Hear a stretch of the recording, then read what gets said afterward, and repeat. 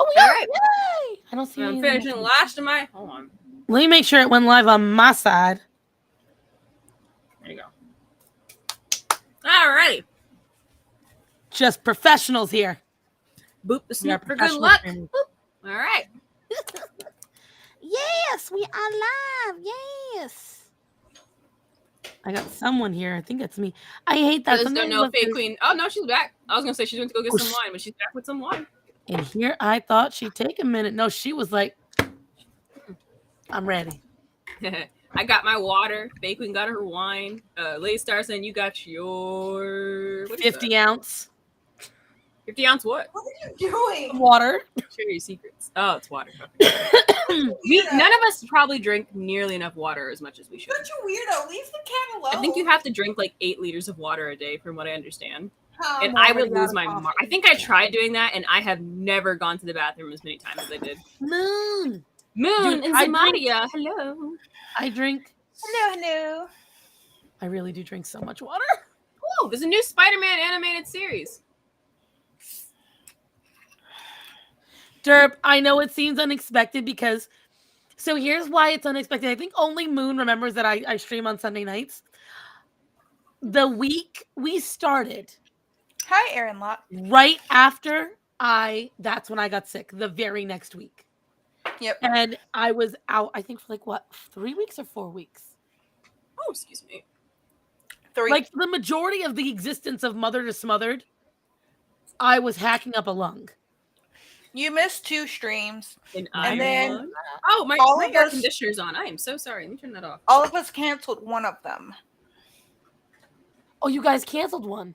Yeah, so I think you only missed like 3 weeks. Okay. I was just too. I think I remember that one. I was like, Tell Faye Queen I'm sorry I'm not commenting on her stream. I want to try Stars on stream. Well, I will never Maria, forgive you. she can see you, honey. This is all through her restream, but we're all paired up. So no matter what, they can see it. Edie! oh, I thought that was like a soundboard sound. I was like, we have a soundboard now? No, that's just my voice Oh! next to the magic is here. This has I nothing feel- to do with anything, but I'm quite proud of this because it's been years. I, during the pandemic, made a very dumb decision to buy this thing. Right? This little foldable thing. It's cute and all for like a month, and then you go, huh, it's okay. And after another month, you're like, wow, I spent a lot of money for this. So Is it a good phone? It's not a good phone? no, it's a good phone. I just think it wasn't worth the price. See, we didn't grow up in the age where we were flipping phones. So the satisfaction of going, That's why I wanted it. I wanted it because when I was growing up, I always wanted a kick phone. It looks so darn cool for me. But I never ended up getting one. So this is like the next best thing. My point is, my long-winded point, after many years and hard work, I am just about done paying it off, and I am very proud of it. Because I was like, how much do I have to pay? And I looked on it. I think I owe now like $140 something, and I was like, yes. So probably if I really do pay my cards right, I finished paying all my monthly bills. If I get a good paycheck this week, I might be able to just throw it all to the wind. Just hey, you know what? Paying off I'm something, very proud I don't of know if it goes towards your credit, but we're going to thank you. Nightlight, Well, you made congrats. 1,000 subs today. Is that Scout? Nightlight, I believe you're Scout. Congratulations. I got the email from Tony. I haven't been able to answer it. I'll get back with you soon. But congratulations, honey. Yay! But there are other congratulations in order today, guys. Faye Queen and I are very proud of our precious little Babu here. We are exceedingly proud of her. Peachy. Very, very proud. So, for those of you who didn't see our last stream, I kind of told about my predicament regarding some important documents in regards to me existing at all in the good old US of A, and how all my parents, specifically my mother, has those documents that I need to get licensed and if I ever want a passport or whatever, right? I asked her for it. I was like, hey, Mom, by the way, I had to get my license renewed. So I was like, hey, Mom, I need this thing. Can I get my license? She's like, yeah, sure. And I asked her, oh, can I just keep this, by the way? Because now that I'm older, I'm legally an adult now. I'm like, at some point, I'm going to have to have my own documentation at the ready instead of consistently asking. Hi, Robert. Right? And she looked at me and went, "No, why would I give it to you?" And I was like, "What? Because it's mine." And she's like, "No, it's mine. I paid for it." And I was like, "Okay." So that's what I explained last time, and the long and short of it is she wouldn't give me my documents at all. So I told Lady Starsand and Fae Queen over here this, and they were like, "This is illegal. You shouldn't do that." They bonked me on the head I'll a few come get it times and for went, you. "Put on your big girl pants and be a big girl." And I said, "Okay, I'm a big girl. I can do this." So I actually put on my big girl pants, as I said, and badgered my mom a bit more about it, and was like, can I at least, I even offered to pay her for it. Like, I'll pay you the difference if you just give me my stuff. And she is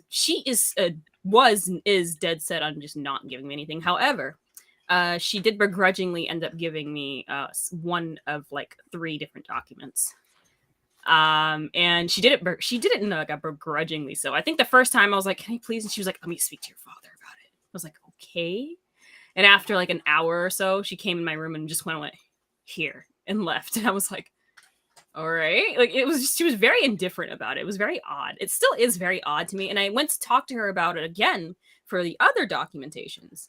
And I was like, I'll pay you. Like, I asked her seriously, point blank, like, why do you need this stuff other than the fact that you paid for it? I'm offering to pay it off for you. And I think her answer was, "But what if I need to prove I gave birth to you?" Which She makes has the hospital 0 record. sense to me. And I even told her, I looked at her and went, I straight up said, "This makes no sense." And she went, "Yes, it does." And I was like, "Okay, Mom."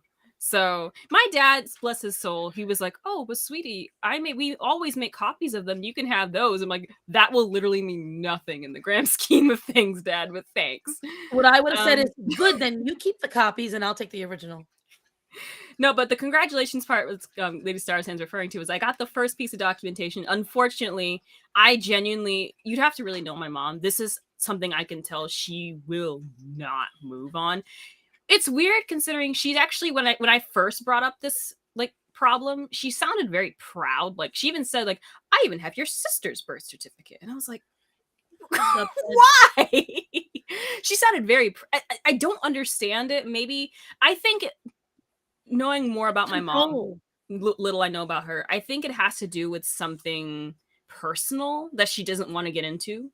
But other than that, I'm on my own with. I got something out of it. I guess that's the grand scheme of things. I got something, and I would have never gotten that far if it wasn't for these lovely ladies. So thank you very much, Lady Starsand. We are very proud of you. Thank you. I honestly feel like there's a lot of nefarious things personally. I don't know why. It's just something about the way it goes down where they've got to sequester themselves into a room and discuss it and then make copies, because it just, something doesn't feel kosher about it. So put that in the back of your head. But I will say, I'm super proud that you did it. Also, didn't you say, I know about the birth certificate social. If you don't mind me asking, what's the 3rd document? Oh, what was it? It was something else that I needed for to get my, what was it? It was my social, my birth certificate, and what was, I know it's something. The only other thing I could think of, it would be like your diploma. No, not my I actually have my, bless my dad's heart. He's like, he got a whole frame for my associates, and I have yet to hang it up. It's like right there. Really, all you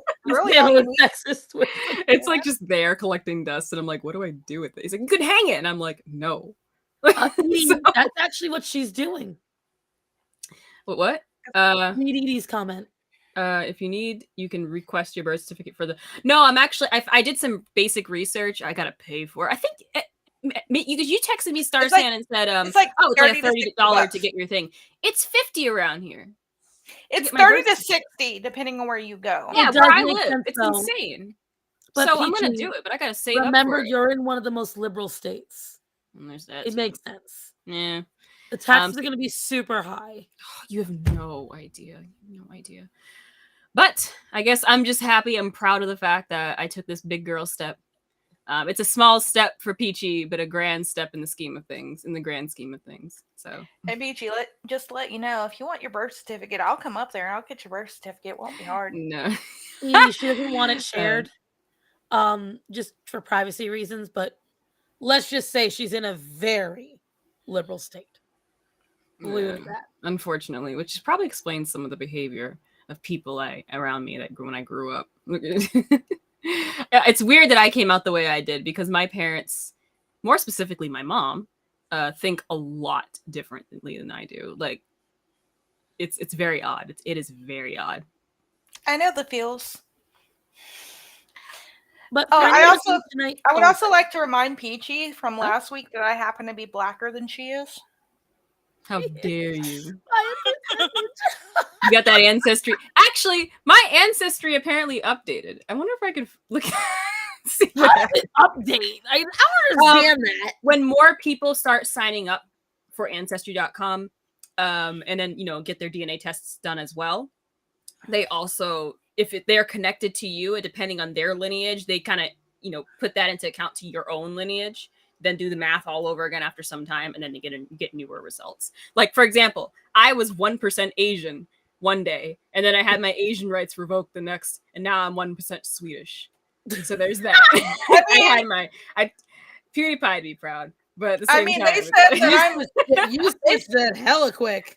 Look, they said that I'm like 14% Welsh or something like that, and I'm just like, I don't want to be involved with the sheep fuckers, but okay. Actually, I'm going to go on 23andMe. They had a little bit more accuracy. Actually, fun fact for those who are like, oh, should I do a 23andMe and then do an ancestry or something? I did both, stupidly so. And this is I made a lot of dumb decisions during the pandemic.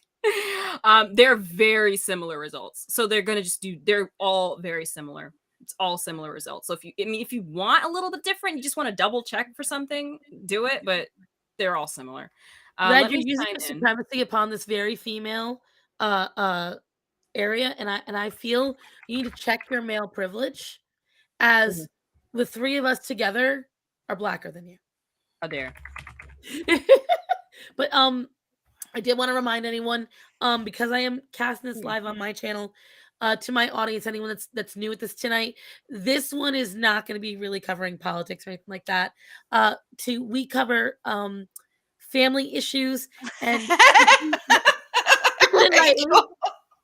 we cover abusive, whether something is abusive or not in a parental thing. And Faye and Peachy and I are all trying to determine which of us had abuse and which of us did not. And I think last week cemented who did and who didn't.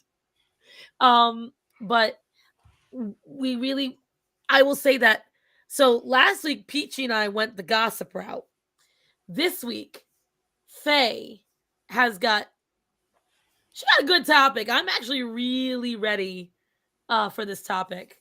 I'm excited about it. But yes, one more.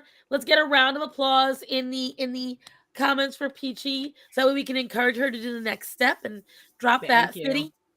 Oh, and going back to my... Oh, I'm sorry. I was saying, let's encourage you to drop that $50. Get that birth certificate. I will. I have to save up for it, but I'm getting there. But I am apparently 50.5. This is weird numbers. 50.5% West African, but to be more specific, 24.4% Nigerian. Okay, that's like legit black. Go ahead. Let's see, Faye, because if you're not hold on, competition. I'll just share it. It's cool. Hold on. And I'm 20% European. 20% me. I'm like, what does it say? I'm 20% European, 9.5% British Irish. That's my quarter. What's the rest? 0.6% Egyptian. For those of you who don't know, I'm taking it as a JoJo reference. It's probably insulting in a whole country, but hear me out. Is there no Italian in you? Yeah, I don't think so. Oh. Scottish, Scotland, 17%. Don't look at Scotland. Look down. She's look at all the parts of Africa she has. What? Wait, where'd my Scotland genes go? See, it says Scotland and Northern Ireland are where I'm more than likely from, and England, like those two areas. But it doesn't say where. For you've got Congo, Bantu, Mali, Ivory Coast, Ghana, Nigeria. Oh man, I'm burning and Togo. I'm so sorry, Peachy. Okay, Queen, I don't have Italian. No, I let you down. CNAsh, we to haven't answer your gotten that question, far. it's in the description for the live stream if you want to find our YouTubes and our Twitch channels. Put them Marita Peach. put them in the Discord. I'm gonna share them on the chat on my channel. We're professionals. We are, I swear. We don't get distracted easily at all. I promise. In my defense, guys, there was 2 events, one on Friday, one on one on Thursday, one on Friday. And then we worked like it's so much. It's so much, guys. I don't blame you. Red Sings Blue, you said you're starting a new channel. That's exciting. It is. It's always and it's if I daunting. ever get like a moment to carve out, I'm gonna help him design it. How dare you, Rachel? What'd you say? We're professionals. No, honey, not in the private chat. In the Discord, because I gotta do it on my phone. Okay, hold on. Rachel said something along the lines of, where is it? Because it was funny. After the Netflix incident, there's no way you could offend Egypt. The bar has been set. That is really funny, though. That big old bet that Egypt threw at us. This is for you. Can't tell you, but y'all are gonna like it. Ooh, anticipation. This message is for you, Peachy. I'm gonna laugh. I'm gonna laugh if I ever do the ancestry thing and I'm just 1% more blacker than Peachy. Frick! No, I am. It says, 50.5% West African, and it's sub-Saharan African is what I'm more than likely. Like it says 59.7 sub-Saharan Africa.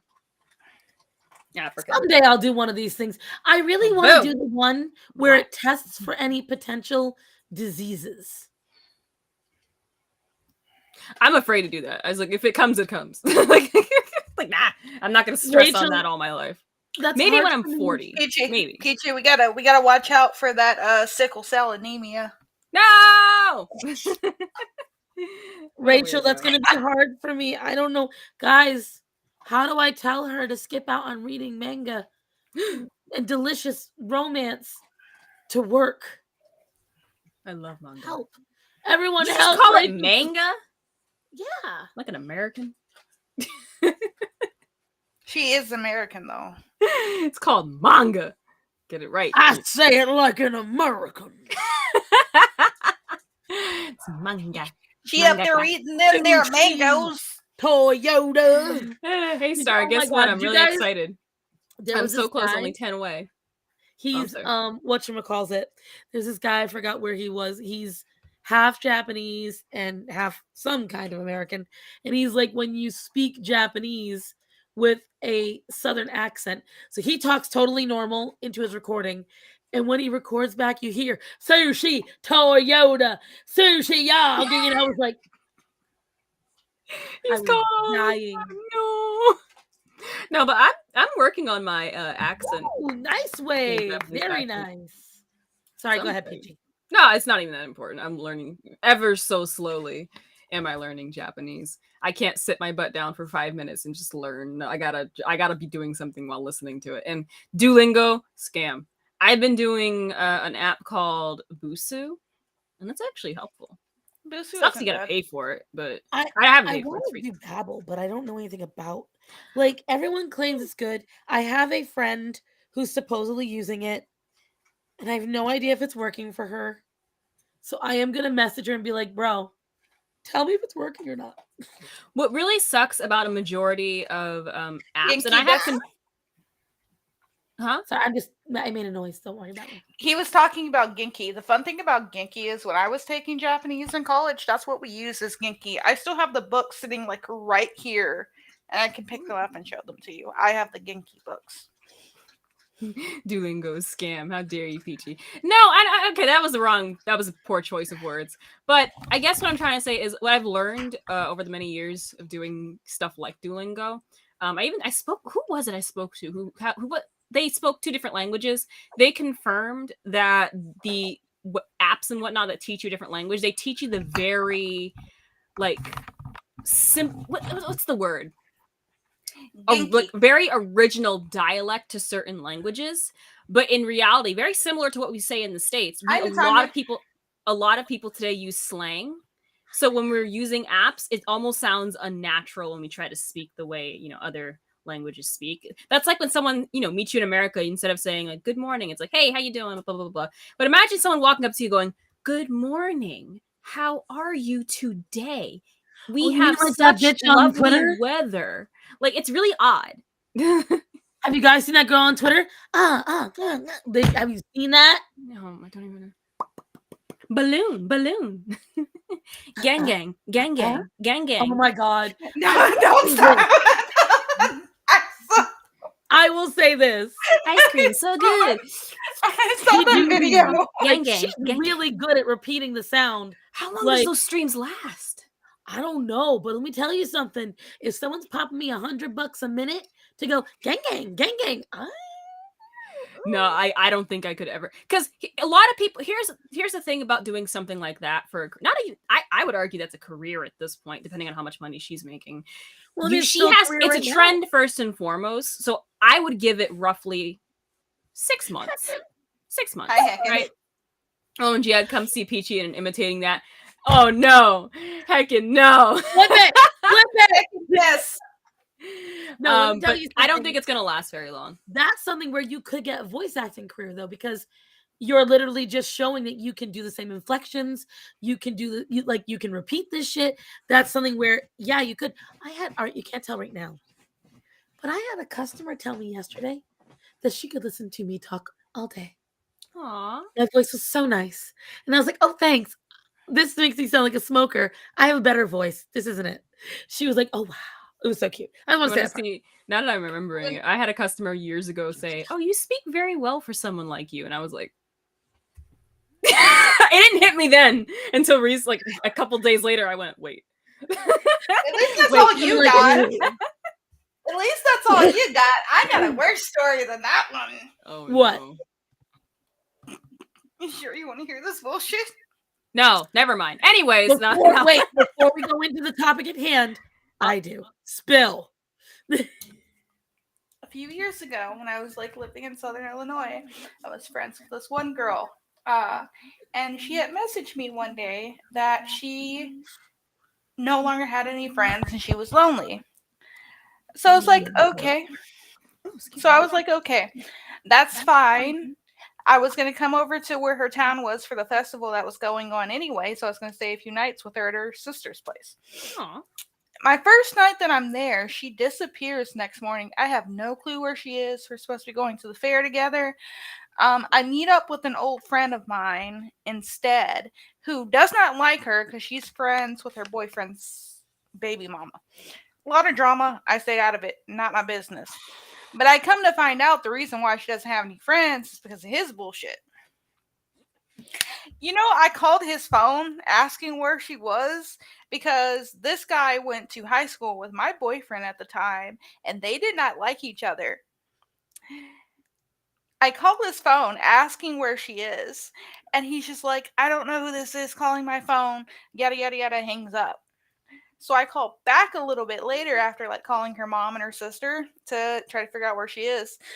And so same song and dance. He was like, I don't know who this is calling my phone, yada, yada, yada. But in the very next sentence, this motherfucker has the nerve to say, I don't want some half white, half ass bitch calling my phone. Ooh. Everyone's a little bit racist. Sometimes. Avenue Q. Yes.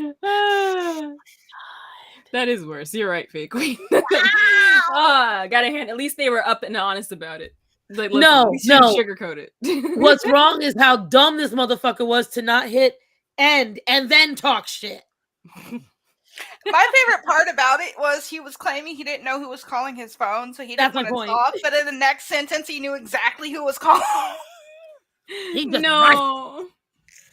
But all right, so now we got that all the little tea. Faye, why don't you lead us into this very juicy topic that I am so ready to talk about? Okay, before we go into that one, because it's going to be long, I kind of want to rant. Okay, I'll rant, and then I'll turn this into a little, like, thing with chat, and then we'll go into it. So, first things first. You're blurry. Who thinks... First things first. Well, I can't see your ass. Still can't do this. Go right up to the camera. It's focusing. Sometimes I think it's the lighting that's also throwing off your camera too. You may have to either... Can you dim it somehow? I can turn it off. She brings it facing forward and looking directly at her like I have it. It'll help. That too, but I meant, yeah. There we go. So, who thinks it's okay for random strangers to just come up and touch your children? Let me know if anyone thinks that. Random strangers can't touch my dogs. I've never heard of that before. Let me know who thinks that that's okay. Well, I've seen it. That's an actual problem? So I was out with my niece. It's happened to me 3 times. It's always been when they were babies. Never when they're like toddlers or 3 or 4. It's always when they're little babies, and they'll walk right up and start, squeezing the arm or pinching the cheeks or even going to pick them up. Strangers? Strangers. Because they automatically see babies the way they might see a stray kitten or a stuffed animal. And it's so cute and cuddly that rather than think, this is not my child, I shouldn't touch it. Cute thing, let me see it. People do it to my dogs. I did not know that was a problem. Oh, yeah. Maybe it's because I don't live in that or I've never paid that much attention. Who knows? But I genuinely didn't think that was a problem. Have you ever had somebody approach you with your dog and randomly touch it? No, I can't go out with my dog too often. No. He's just afraid of everything and everyone. So even if they did try to approach them, he would take a step back and then pee in fear. So that just keeps everyone away. I'm not joking. There are some days better. You've never even had like that child across the street that sees your dog and he goes, "Puppy!" No, I don't live around a lot of children. Robert, you haven't seen my dog, have you? I've had people run screaming, literally full-grown men run screaming from my dog. But then I've had other people just run right up, hands out. Now, thankfully, I got nice dogs. But I still don't want to be able to do it. That's besides the point, though. Yeah, I've had kids, and I've literally be like, and parents always get mad at you when you say no. I can't show you him because he's in bed, but I'll post it on Twitter. But yeah, I can't imagine if I had a spawn, because I get rageful when someone reaches my pups. How many people have reached for your baby? People do that? Usually when we go to church, right? It's just a general... It's just usually the general, like, people see my baby, and they're like, "Oh, she's cute. I like the way she's dressed. How old is she?" And today we wore matching outfits, which made it even worse. And I don't mind them coming up and asking about her, because I understand babies are cute, and you want to know, because they're precious and adorable. I don't mind. There are only a few people that go to my church, legit too, that I would be okay with someone coming up, grabbing my baby. And they live across the street from me. Like, literally across the street from me. Like, they've been around since she was born. They've watched her a few times. Right across the street from me. Only people that I let grab my baby from me at church. Excuse me. Tell me why we stayed after church to watch the baptisms today, and I had 2 different people think it was okay to come touch my baby. Like, they tried to pick her up?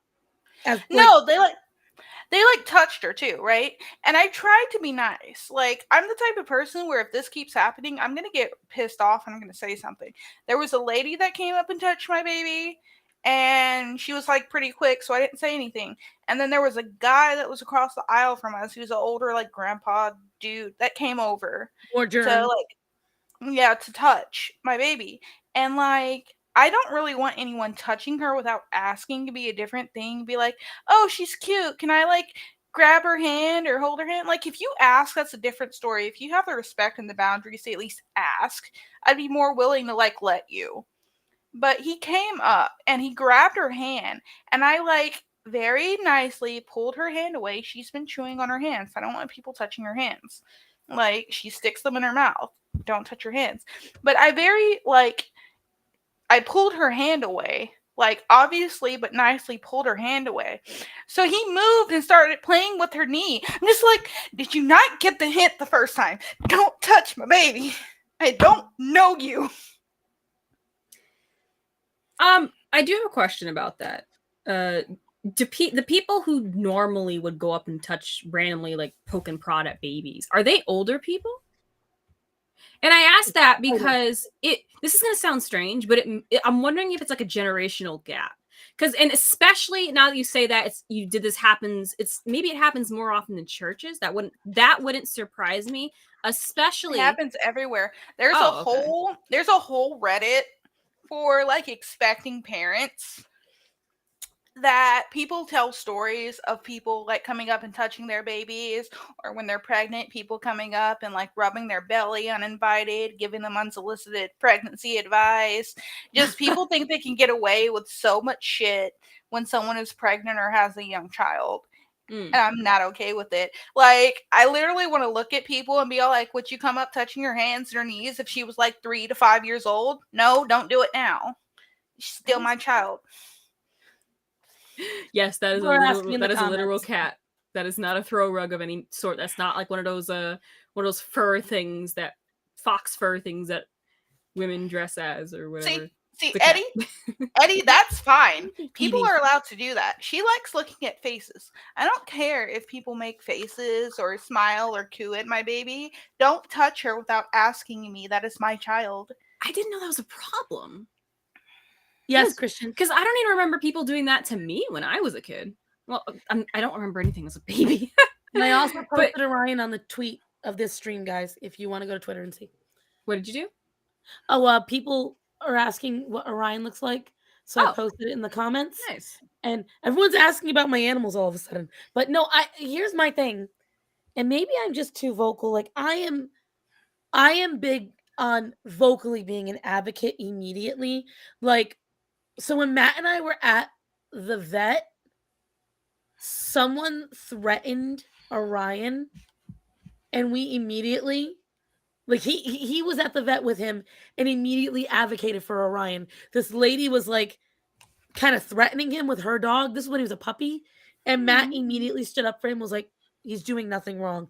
Your dog, on the other hand, is acting vicious. You need to stay away. And it's like over and over again, we've advocated for our dogs. So when somebody goes to approach him randomly like that, like, I'm big on, do not approach my dog without asking first. Oh, well, we just want to. I don't care. You will ruin his training, and it's a second for you. It's a lifetime for me. So you will ask. And I know it's not the exact thing as a baby, but the thing is, older people tend to be really germy. They just naturally are, because they are slower. You said yourself, he was a very old gentleman, and he's coming over. I want to say he's like in his 50s or 60s. Okay, either way, terribly old. That's a man that probably has a snot rag in his pocket, and it's not a one he can toss out. It's probably reusable. He's probably rubbed his mouth, his nose. I'll never understand that. It's a common thing because, tissues weren't really a thing then. So you just wipe your nose and fold it back all nice and neat and then put it back just to reuse it a couple hours later? Yeah, my dad did it for years. And the thing is, yes, don't touch service dogs, but Orion's not a service dog. He's just my dog. Greta, she backs away. So it's a matter of, there are literal deadly and debilitating illnesses a baby can catch just from you going to their fingers or hands. You always ask why, because you are not entitled to everything that is adorable. You are not entitled to put your hands on anything. You always ask permission first. I don't care if you're all in the church and you're all family. Okay, we're all family under God. You ain't family under this roof. Woo. Okay? And the Lord says, keep your fucking hands to yourself. I like to think that because God himself isn't like recorded or anything for swearing, when he gets super mad, he has that like hype angel that gets mad on his behalf.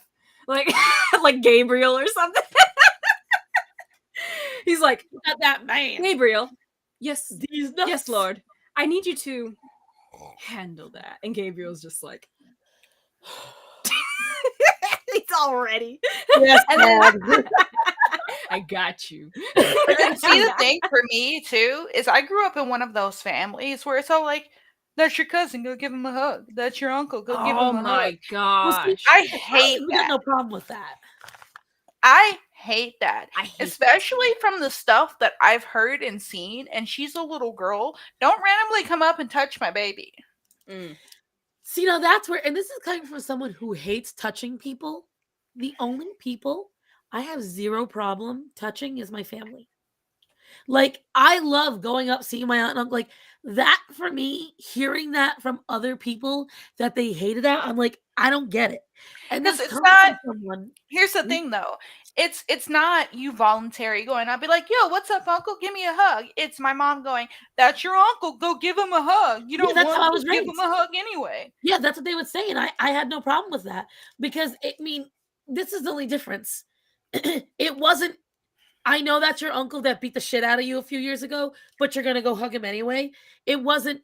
That's your grandmother who we haven't spoken to in 3,000 years, and they were cruel to me. Go give him a hug anyway. It's that's your Aunt Louise. You know you love her. She loves you. Go give her a fucking hug. And that was it.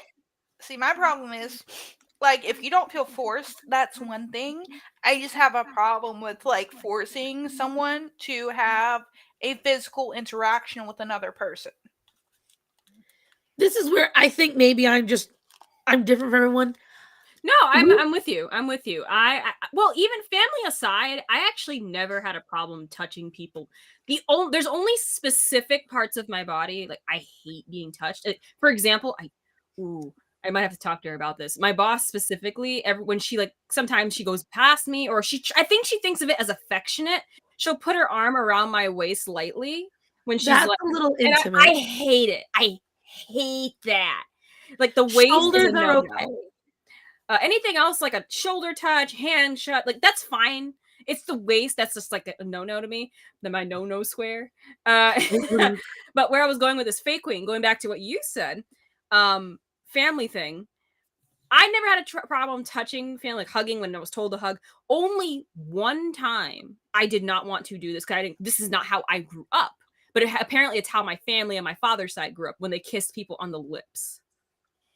I've heard about that in some families. Now My that, family does that. My great grandfather, bless his soul. I don't even remember their event. I think it was like some birthday or whatever, right?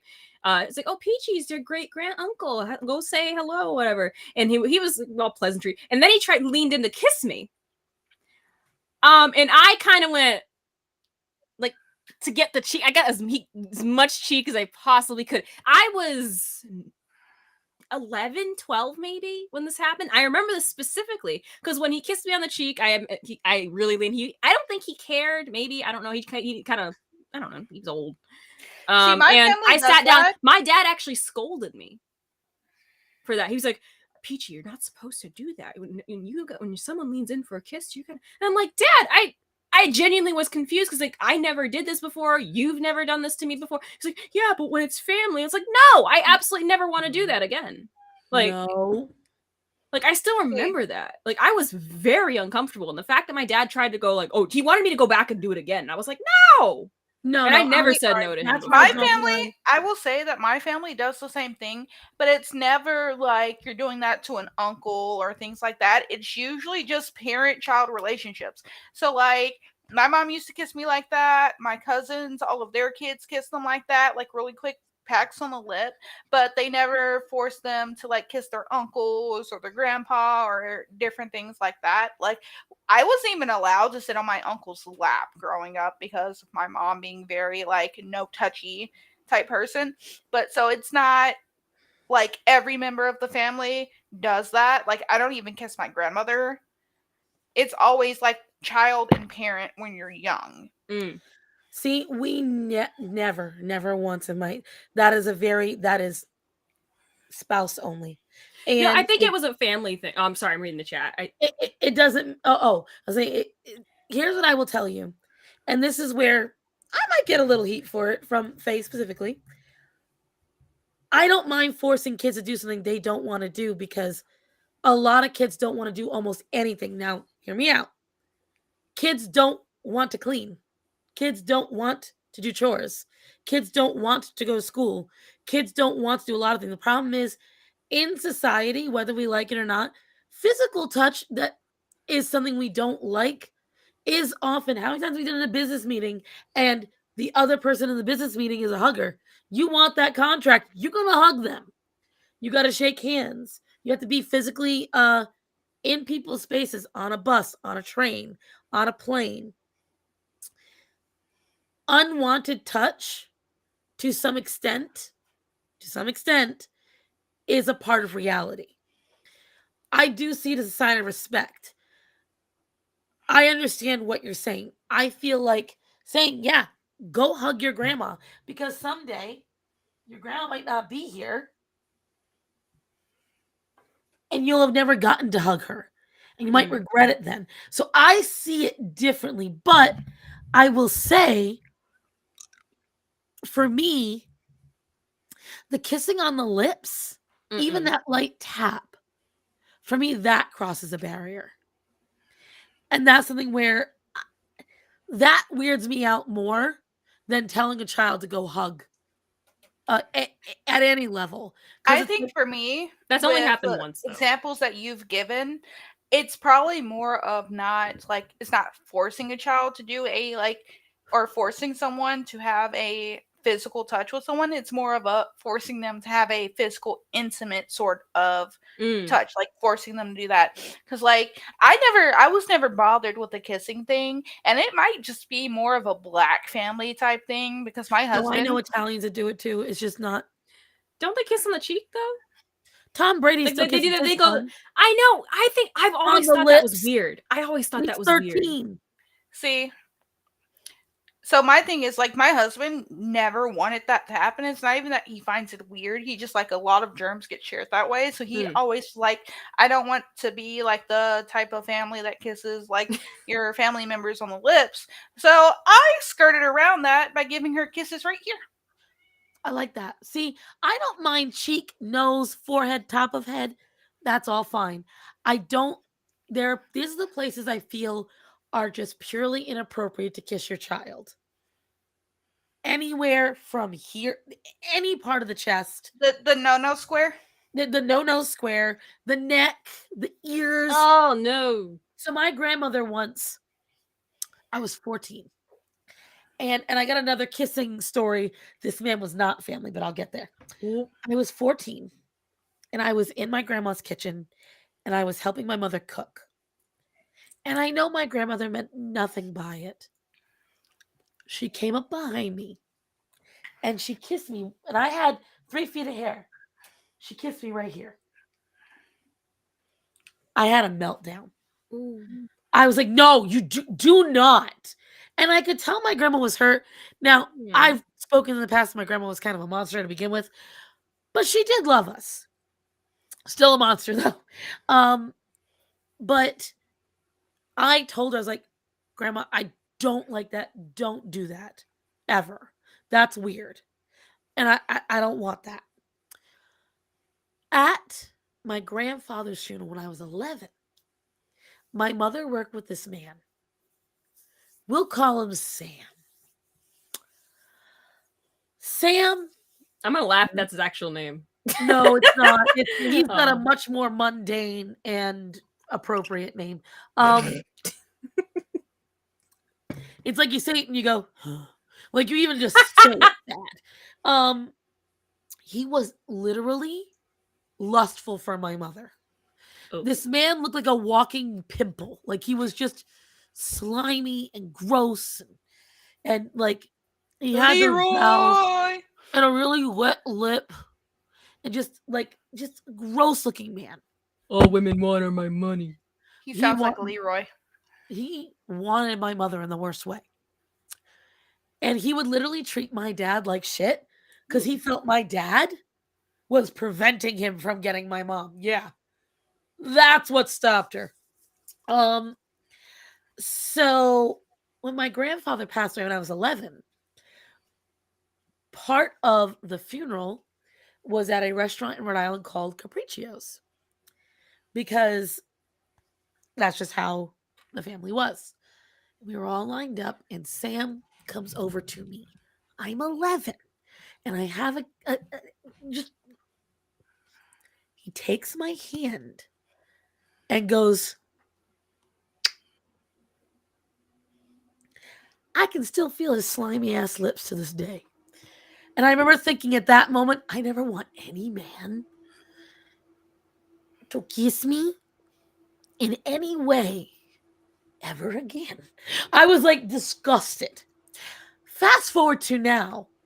Sam is married to a girl who went to high school with me. Oh no. Ew. Oh no. She's only I lied. She's the same age as me. The man is my father's age. Oh, you kind of. I heard what she said. Yes. I heard what she said. I know exactly what she said. 36. And so. Oh, hell no. You gotta put feeling into it. Okay, Queen. I was 11, and I was like, that man nasty. I think he was flirting with me. Now I know it was true. And you're your daughter's. Do you look like your mom?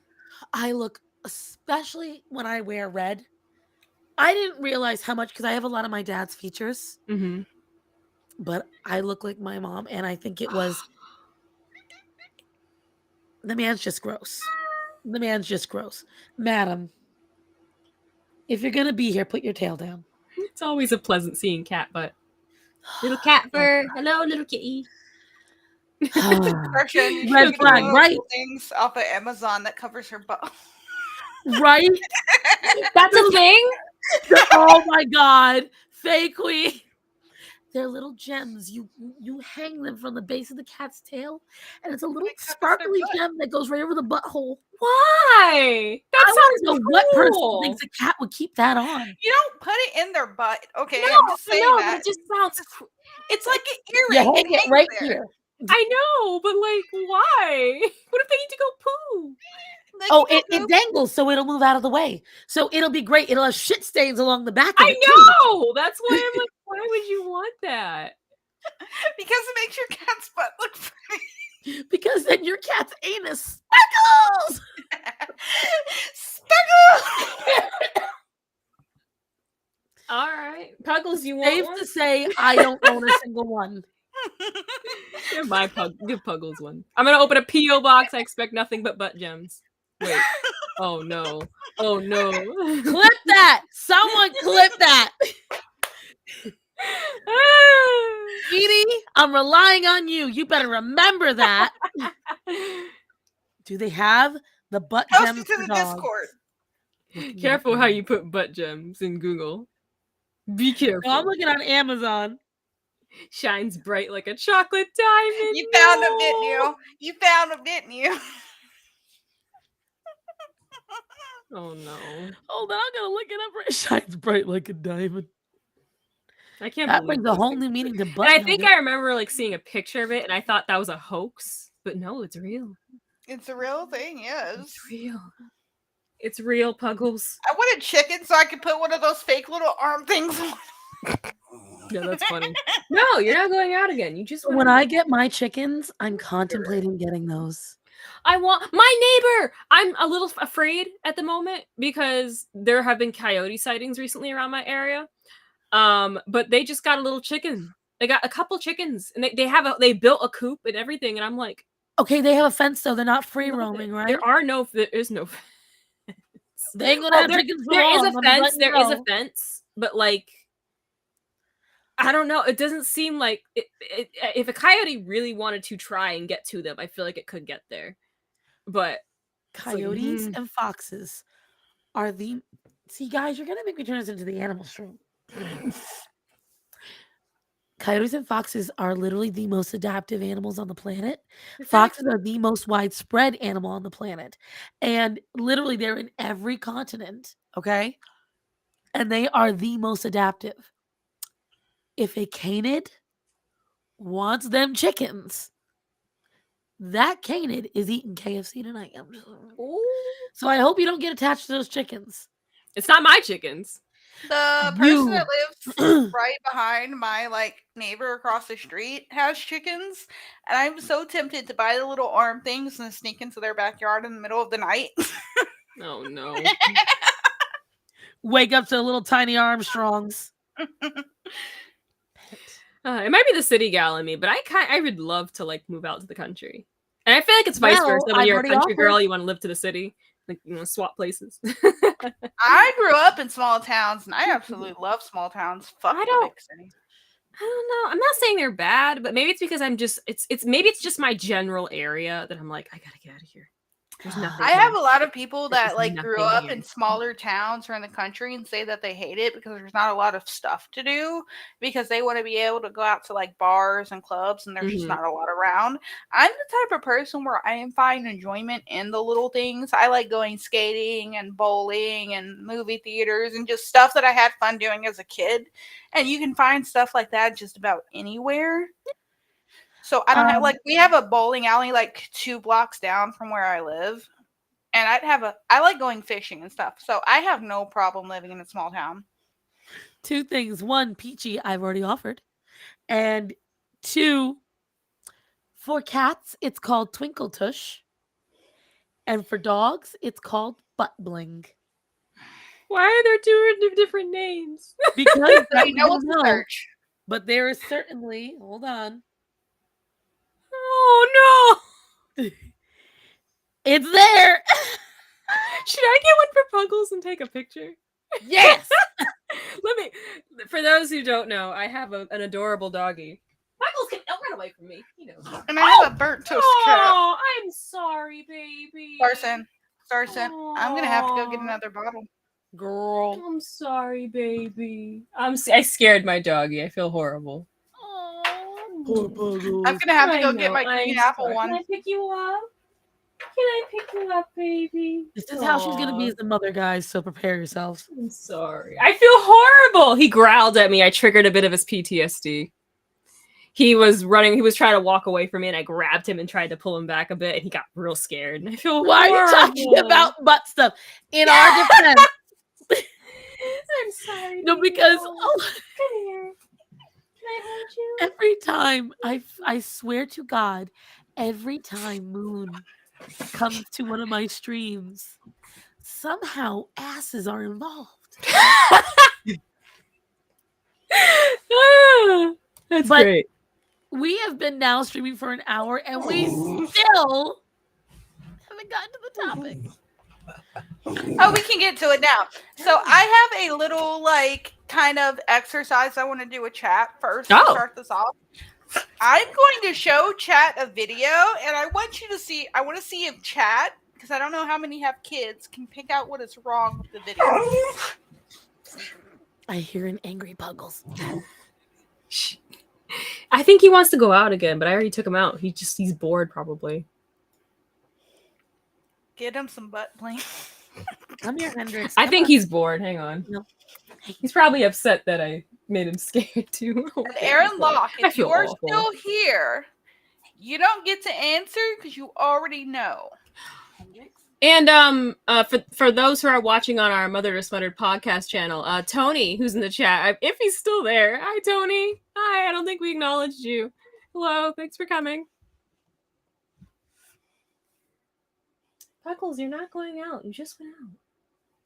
He keeps staring at me. You're like a long lost pup.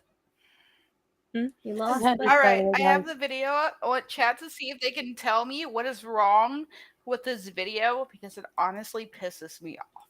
Okay, let's see it. Where are you gonna go? Because I don't want you to miss it. Oh, it's kind of darkened.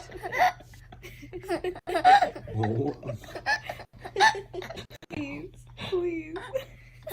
The doctor's mad at me because of you. We're in trouble. Eat your food. Eat, honey. Oh. I'm gonna let it play a couple of times just for good. The doctor's mad at me because of you. We're in trouble. Eat your food. All right, you can Eat, honey. Oh. Please. Okay, I think yeah, we got it, Baker. We got it. We're in trouble. Right. I let it play 3 times just in case anyone was looking away. So I imagine, if I can be the first to step in on this, that I get doing it for a quick second, silly.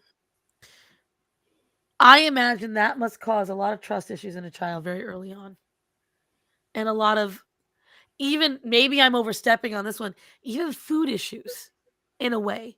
Because the thing is, one of the most there are 3 things that are most basic to human need. And that is food, that is survival, and that is procreation. These are the 3 things that are most basic and ingrained in us. And children, the first thing they understand is fear, food, and discomfort, because they're only they're hours, days, weeks old, and this child is getting its only known food source from its only known trust source, and this trust source is going, "Oh, you want? Oh, you can't. Oh, it's so. Oh, you can't. Oh, you want? Oh. And it seems cute, but I feel like that causes some damage, especially if you do it every time the child eats. Am I going off on a tangent, or? No, it makes sense. And I saw not just that, but I'm wondering, because when I read the title of the video as well, it said that the baby was like either underweight or overweight. Which, and I'm not gonna lie, I don't know what's worse. They're both pretty bad. If your baby is underweight, yeah, feed them. If your baby's overweight, that would also imply that she doesn't want to feed the baby. I would say in a newborn or a young child, underweight is far worse, because that means they will be more stunted in their growth because they are lacking complete nutrition whatsoever, and it will shut down their organs quicker.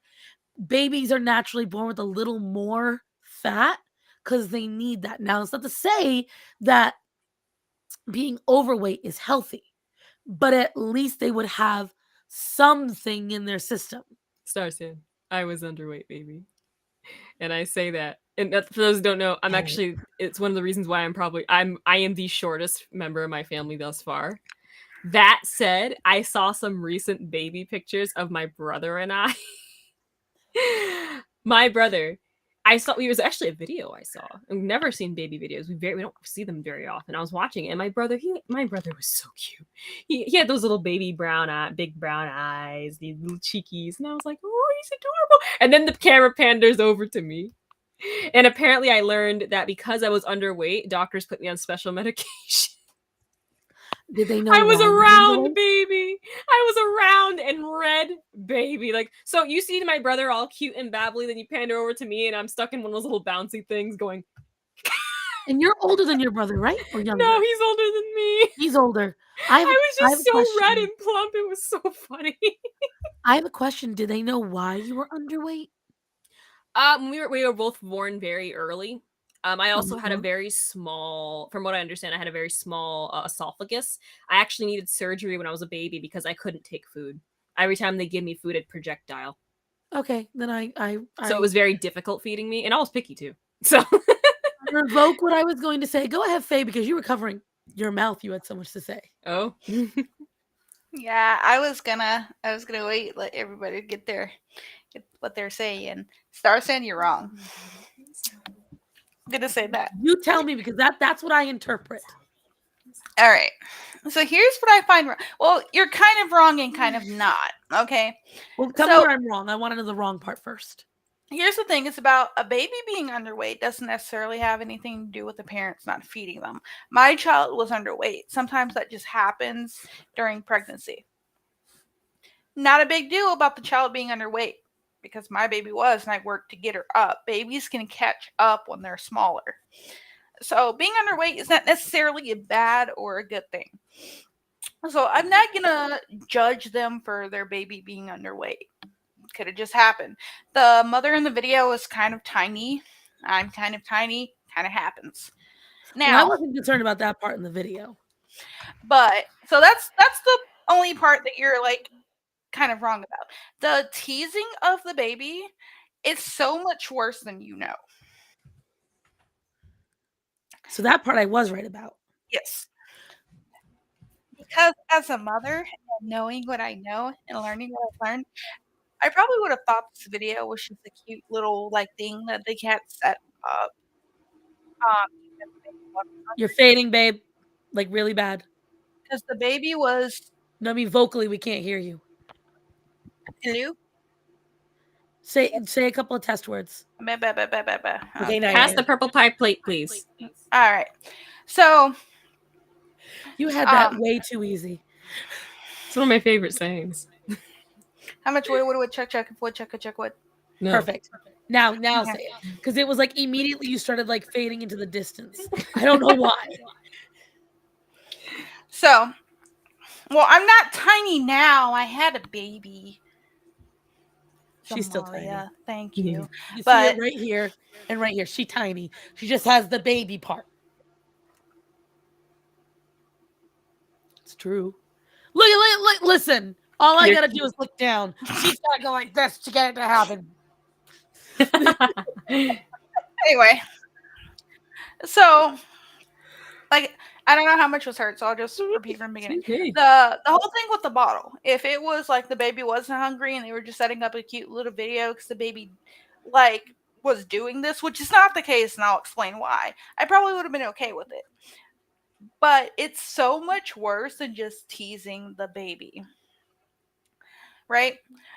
Because what people don't know is that when babies are that young, and they slowly lose it, but I know how old this baby was at this point in time. She was about 3 months old or younger.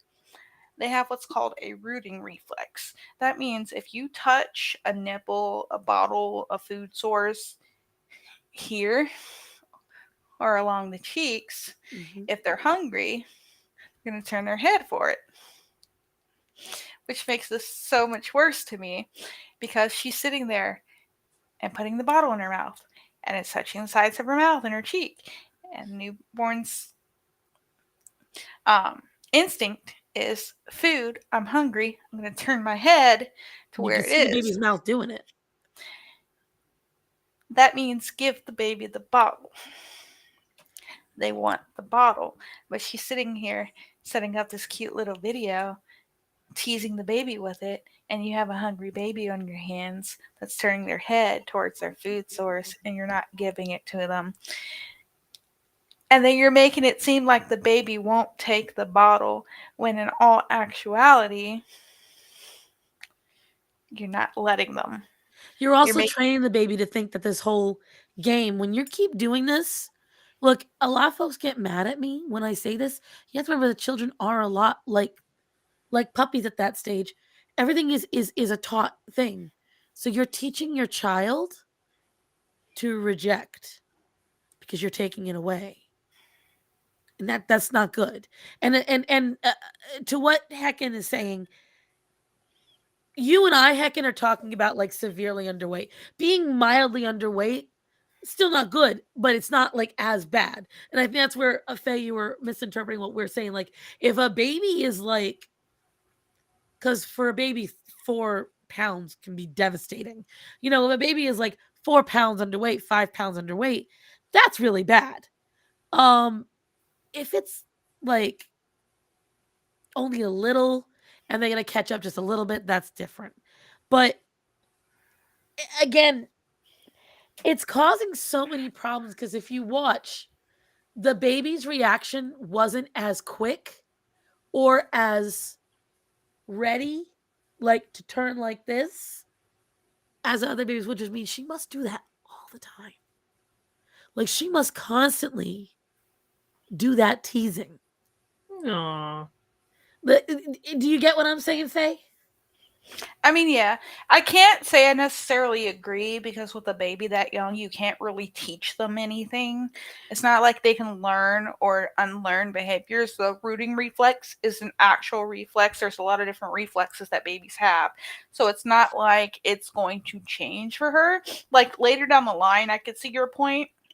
But it still comes down to you're teasing the baby. Like you should only really be doing that if you're offering a baby food, just so they turn their heads. Like that's what I used to do to my child to get her to turn her head to a nipple or a bottle. I start poking her in the side of the mouth or the cheek, and she still kind of roots to this point in time too.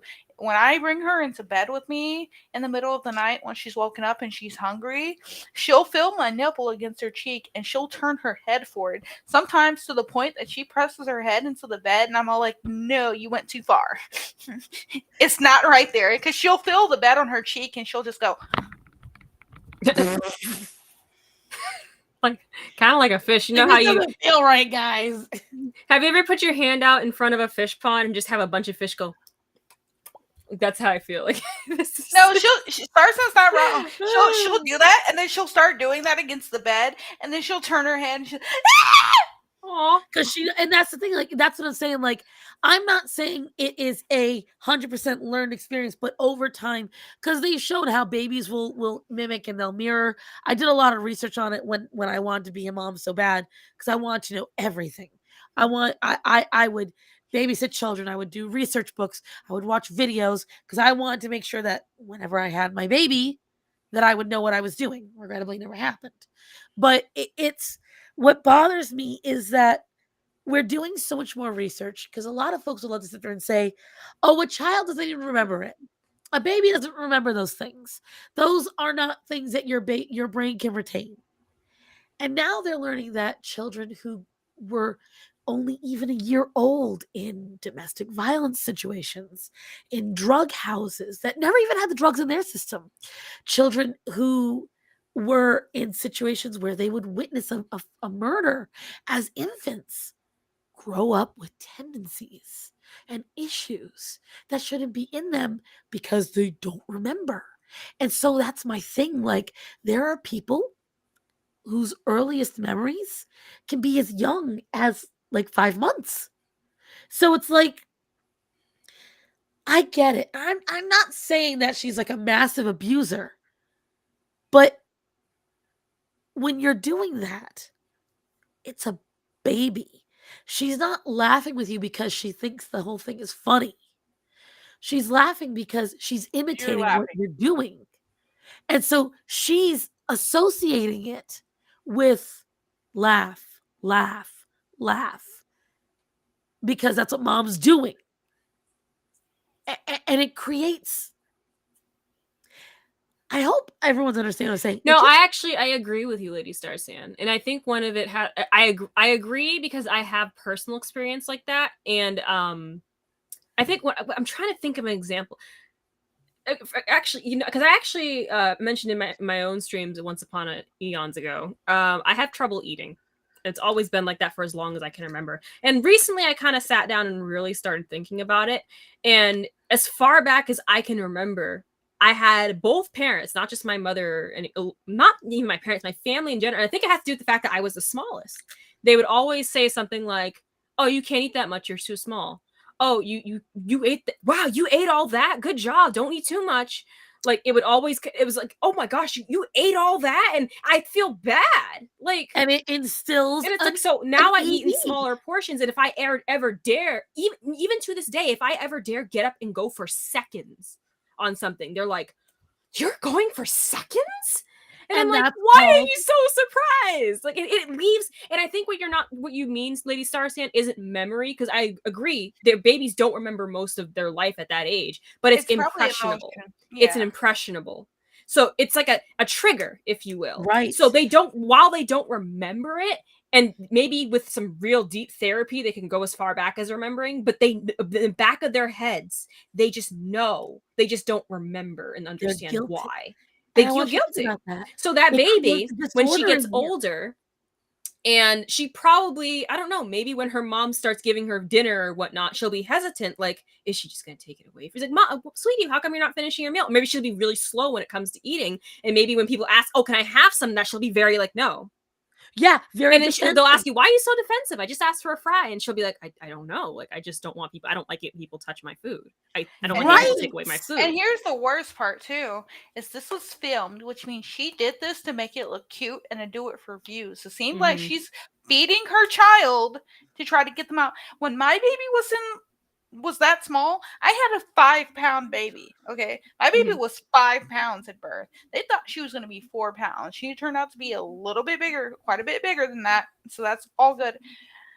When I went to the doctor and found out that her growth chart was not getting where it needed to be for weight, which she's fine now, she just needed time to catch up. The doctor told me and gave me tips and tricks to try to get her weight up. After he started telling me different things I could do to get her weight up, the next time we went back to check her 2 weeks later, she had gained 2 pounds. So, like, if your baby is in that percentile and you're trying to do things, you can feed your baby a little bit more. Like, that's what I have to do. Apparently, I wasn't making enough breast milk, so I had to top up with the bottle because I didn't want her to have bottles as often. It was more of a bedtime, late at night, her dad feeding her type of thing. So he's like, okay, feed her and then top her up with the bottle and see if she eats more. And that made her gain 2 more pounds because I wasn't aware that I wasn't feeding her enough until we went and got her weighed. And that's an easy mistake for a new mom to make to begin with. You know what's worse about that video that we haven't really discussed that I've noticed? What? There's another child that's learning this behavior. And is laughing at, and think about that. So now you've got another, because I was just thinking about the fact that there's another child, but not that she's not a new learning mom. This is okay. Right. She's not a new mom. So she should know this. That other child is at least 3 years old in that video. She's 2. Okay. She looks older. The tall. It's a little boy. His name is Jack. Oh, okay. He's a pretty 2-year-old boy. Anyways, so he, like pretty parents, pretty children, is learning this. And learning to tease someone like that is funny. Learning to keep food away like that is funny. And again, these are formative things. These are the years where someone is learning a lot of what is going to make them a person. A lot of what's going to influence their adulthood starts there. And 2 years, that is where your memory starts sticking around. You will start remembering stuff. Habits develop. Behaviors develop. And they're sitting there making it like it's a joke. And again, I don't want to make it sound like she's some kind of monster because she's not. But one, you practiced it because that little boy came running in, knew what was happening because he wasn't there in the beginning. He came in about 4 seconds in, jumps down, and he's laughing. Oh, it's so funny. Everyone's giggling. The only one uncomfortable in that whole situation was the dad. Did you notice? The dad's voice wasn't entirely okay with it. He's like, honey, like, give the kid the bottle. Again. And this leads into, I don't know if you want me to pull the trigger on it, Faye, but this leads into the biggest issue I have. Family vlogs? With the internet as a whole, doing these things for views at the expense of your children, at the expense of their privacy, at the expense of their future health. I mean, I have seen videos of mothers. It was a little boy. His dog had died. And she was coaching the kid because he wasn't crying enough. He wasn't sad. I've never seen that one. It's I've so seen good. it. She's like, I know you're upset, but She started recording. Now it sounds before, familiar. And then she was all like, start crying. He goes, I am crying. And she goes, no, do like this. Yeah, wasn't that the one that went viral on the news and everything? Yep, they were in the car. Yep. Mm-hmm. Yep. And this is the problem, because these are parents that I've seen videos on it. I've seen deep dives on it because it's so easy to make the content. All you got to do is have another kid. And this is so gross. And I want Faye, because Faye, you had really good points on it. I don't believe. I'm going to say this and I'll let you go, Faye, because you have really good points on it.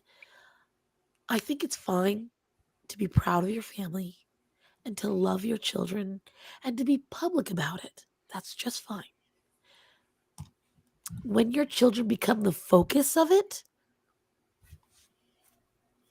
something insidious starts. Faye, you go ahead. I completely agree with you. There are family channels out there that do amazing being family channels. There's Erin Lockle sends me videos all the time of them, knows I love this channel. It's Jeannie Weenie. Her child is not the focus of her channel. It's more about being parents. One of my favorite videos they did was their baby wasn't even in the video. It was a little short that they did where she kept sending her husband to check on the baby. Every time he went in there to check on the baby, he went to their room and changed his shirt because the whole thing was about the baby constantly spitting up. Like, baby wasn't even in the video. It was the cutest little thing. And at the end of it, she was like, you gonna go check on the baby? He's just like, this is my last clean shirt. And yes, there's look what like, Rachel put.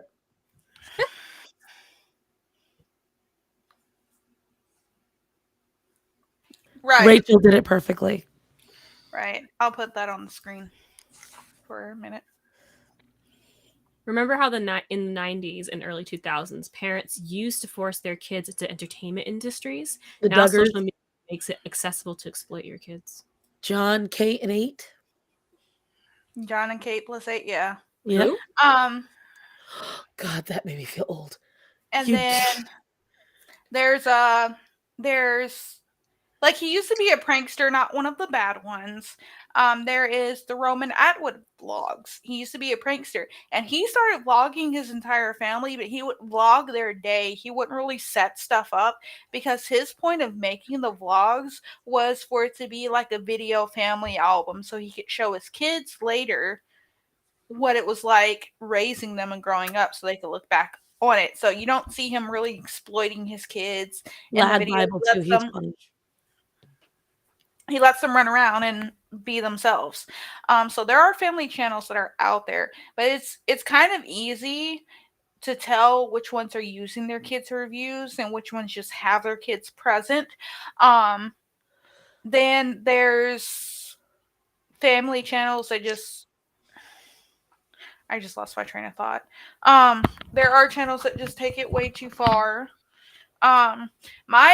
The one I just showed, the video I showed was the Beeston fam. And then there's another family that's called the Beeston Bunch, and they're connected by the husbands being brothers. I don't have as much of a problem with the Beeston Bunch because as you do with the Beestons. As I do with the Beeston fam. I feel like the mother in that family is using her kid for views, because there's like, I even think the husband too, because there is a video, or there's a short that I saw where they were trying to do a funny thing where Jack got in trouble, so they put him up against the wall and kind of did a thing where like they were arresting him.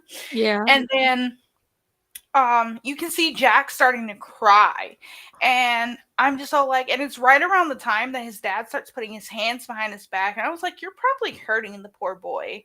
Like, that point, it's not funny anymore. Yes, you're probably hurting the poor boy, and I felt bad about it. And I think the people who go into the comments and just like think this behavior is okay, it's just horrible. Just, on the video they were like, oh, Jack really knew how to sell it. I was like, Jack was probably really hurt. You just forced the kid's hands behind his back, and he's two. You're talking about the one that was in that video we just saw, right? Yes. He's 2 years old. And his dad was the one who did it. So imagine he was behind the camera directing the whole thing. Here's what I will tell you guys. Have you ever tried to force a 2-year-old to do anything? Oh, they don't like it. They don't like it, and they're gonna fight you. They're gonna pull, and they're gonna make themselves hurt more. Right. And they're gonna yank more, and they're gonna put themselves in a bad position. And yeah, it's dramatic, but at the same time, those kids are strong because they're just learning how to control themselves. And it's a whole thing. Like for me,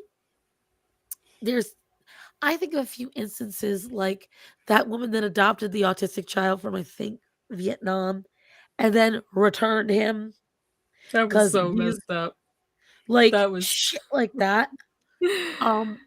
But for me, the ones that I really don't like, and I just watched a video on it literally yesterday, is these people that do like RV life or tiny home life or van life.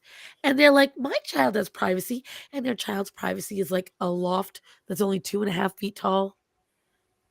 Or it's this little cubby. Oh, my child has this because we're not raising them to believe in material things. Meanwhile, everything in their home is marble and high end and expensive. They subject their children who are little, so it's okay to live tiny home when the children are little. But they don't think about the fact that that child is not going to be little for very much longer. And that child has nowhere to go that's safe. They were showing this one family, a family of 12. 12 was living in an RV. And they were showing where all these kids slept. They had to convert the kitchen table at night to where 3 of the little girls slept. 3 of the boys sleep on the floor of the RV. Mom and dad, of course, get a queen size bed and a whole room to themselves. And it's like one of them is a van, like one of those, imagine an Amazon van, not truck, Amazon van, tricked out for a family of 5. Okay. Parents and 3 kids. And the kids, one of them was an infant, and they've been living in the van for at least 2 years, which means the infant was conceived right below their 2 older children. Because the kids sleep in a loft above and the parents have a mattress below. What if they were in school? They're all homeschooled. Every no. Here's the thing, though. You still can't say for sure whether the children were present. Yeah, I know. You can't say that, but the idea that... Even then, I understand for a few days, but these are instances where you are subjecting children to have zero privacy whatsoever. What's up? They don't get anything. No. They have to live in close quarters with their entire family. They don't have, and I have found this watching a lot of my friends for years. People don't want to hear it. Children thrive on consistency, on roots, going the same place every day. It seems like you're giving these kids everything, but how often do you hear them saying something along the lines of, I would love to just go to a school. I would love to have friends. I would love to be able to go to my favorite restaurant. Instead, these kids, yeah, it's great they're touring the country as a vacation. Yeah, you read that too? What? Rachel's comment. Here, Johnny. Here, Jenny. Go roast marshmallows like your mom. Ignore the noises. Mommy really likes to be tickled. A lot. But it's just, imagine. As someone who really does believe in privacy, I get really mad every time I see a tiny home. And you've got these kids in a room that's the size of a queen size bed. And they're like, my kids love this. Your kids don't have a choice. It's like making your kid be vegan. They don't have a choice in the matter. It's all what you want. You're just subjecting them to it. That's how I see it. And then you see these people not just doing that, but then they make content out of it, advocating that this is a wonderful lifestyle, that this is great for the kids, that they love it. I've only seen one, and it again was in the video that I saw, where it was a family of 4 in a rather large RV. The kids had a full-size room. Their beds dropped from the ceiling, and each of them had a full-size queen bed. I was like, sounds like a pretty good life. Right. Now that, oh my God, a parent that took their kid into account. Lord, one of the kids in one of the segments literally said they hated their bunk bed because it was like a coffin. And you laugh it off. Then you have the audacity to laugh about it. These are the parents that are going to be wondering, how come my kid doesn't talk to me anymore? I raised you, I fed you, I clothed you. Why are you so mad at me for doing all what a parent should do? You should be more grateful. Blah, blah, blah, blah. Look what Edie said. Why did you kill your family? There was 5 of us on a truck the size of a UPS delivery truck. Do you know what that's like? For 10 years, I slept with my brother. Yeah. And I think a lot of these not even the families you're talking about, Starsan, are not doing it because they're actually happy. They're doing it for the views and the money that their children will probably never see until like they die or something. Yeah, they're like, I'd rather have experiences than take my kids on vacations. Your child is not going to remember Italy at the age of 3. This kind of also circles back to the notion I've heard kind of thrown around every now and then that our generation specifically, and maybe a bit of the generation behind us, weren't raised to be parents. Like they weren't taught like the basic necessities of raising a child. We let the internet raise our children at this point.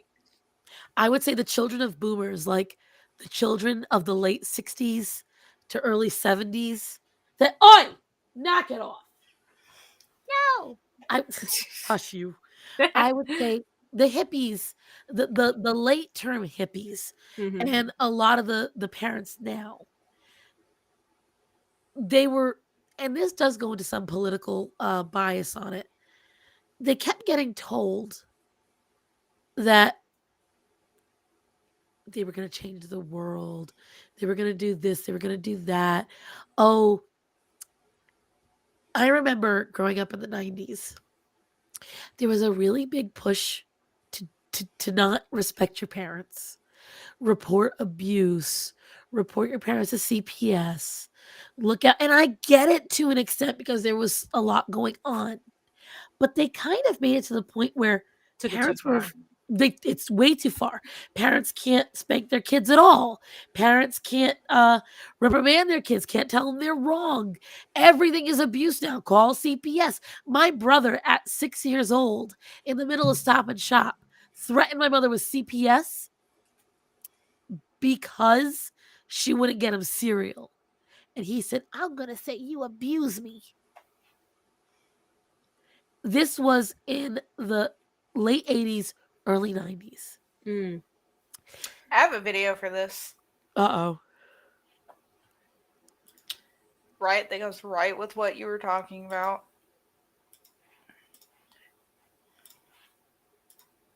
I love this clip. We're here to investigate a child abuse complaint. I didn't call the police. I did. She hit me with a belt. Is that true, Well, it man? was like this fake. I found out from Daniel's It teacher is he's fake, been but I cutting still love class. the clip. And when I asked him about it, he lied. So I hit him. Come here, kid. How long ago did this happen? A few hours ago. She hit you with her fist or another object? No, just the belt. Am I going to jail? You called the police on your mom because she disciplined you for ditching school. That's child abuse. I've got rights. Who told you that? My friends. Hit him again. You know what? You got some bad advice from your buddies from the playground, pal. You don't ever call the police on your mom. Had that been my mom, you'd be calling me from the floor. I gotta be back here again. Because you were ditching class, I'm gonna peel this big belt off and I'm gonna hit you myself. You got it? John, Get inside. we're here to investigate a child abuse complaint. Now,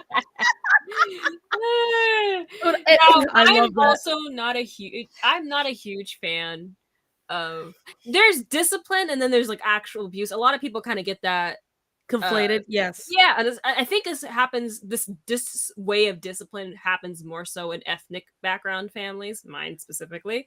Because if I don't know, I wasn't even a bad child, so I can't say like when people I'm gonna get my brain and actually hold on, my brain's everywhere. I think there is a line to when you really should like discipline your child that way. One of those lines being, I don't want to say like do it when they miss school for like the first time because maybe there's something wrong. But if they keep consistently doing it over and over again, you're like, there's levels to discipline. There's either something. Yeah. Oh, sorry. No. Here's what I will tell you. I don't disagree with you because the thing is, so like, whenever I discipline my nieces and nephews, and now they're older, there's a lot more talking, less physical. Because when they were younger, they were very violent kids to begin with, just naturally, because there's 5 of them, they were gonna beat the shit out of each other. There's a lot of biting each other, things like that. I want to put a pin in what I'm saying because I just want to say, after 40, your situation was different because they had a house fire and then they all moved into a RV or a mobile home because they had that's you were all spread out and you had to come together over something that was harsh. So you became a unit over that. I'm talking about you don't get a choice in it. There's no camaraderie. It's mom and dad made this choice and it's smaller than a mobile home. It's about the size of 2 bedrooms and that's it. No kitchen, living room, like, so it is different. And she did speak about a abuse case that I want to get to, but when it comes to disciplining, I have a rule with my nieces and nephews. And I have this rule from when they're about 4 years old, 3 years old, when they can really understand, as long as you tell me the truth, here's what will happen. You'll still get a punishment, but I won't scream, I won't yell. You'll get a ceremonial spank, which is literally turn around and I go, and that's it. I literally just tap their butt because you still have to take your punishment for your bad deed, but it's not going to hurt you. If you kick me, if you fight me, if you don't listen, you're going to get a hard spank. That's it. With the kids, I always gave them warnings. I let them know first is timeout. Nose to the wall, hands on your butt. Don't turn around till I say so. The next is silence. You will. Your dog is doing his thing back there, girl. Yeah, he's nesting.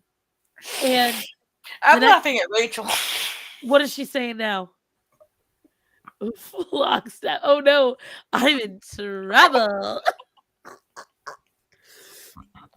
I can't between Edie and Rachel. Why is my audience always naughty?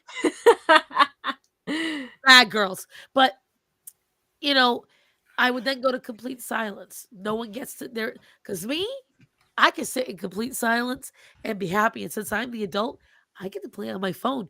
You all get to stare at a wall. And if they still continue, then it's no dinner, bed early. And then if they still continue, then I will a smack of some kind. Although once they reach a certain age, the smack is absolutely useless.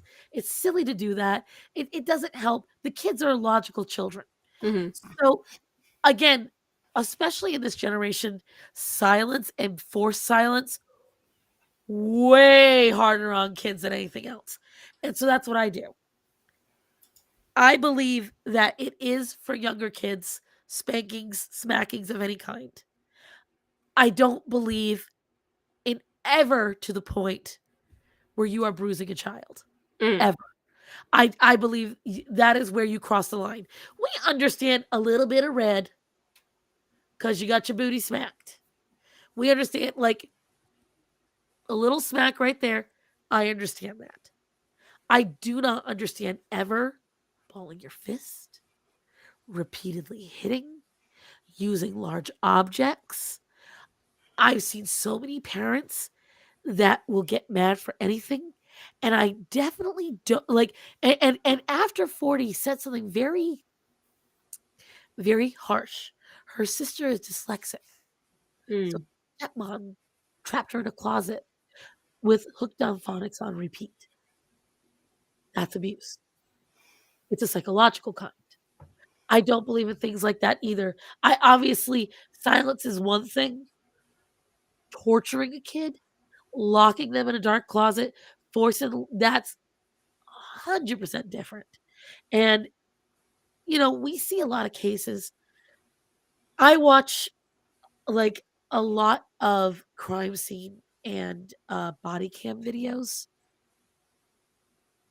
The amount of CPS cases where there's clear signs of abuse and clear signs of issues, and they don't do anything to help these kids.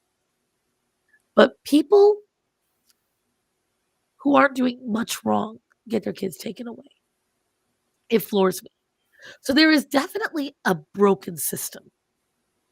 There's also the people who use CPS to get back at others. Weaponizing them, which is really disgusting. I have a best friend, I'm not going to say her name, who has a baby with someone who has called CPS on her multiple times and never found anything wrong, just to give her a headache. I've had people do that. I have a former friend. She just stopped talking to me one day. Literally like that. She had a mental breakdown and she had custody of her son. And she was like, you know what? I'm not feeling safe right now.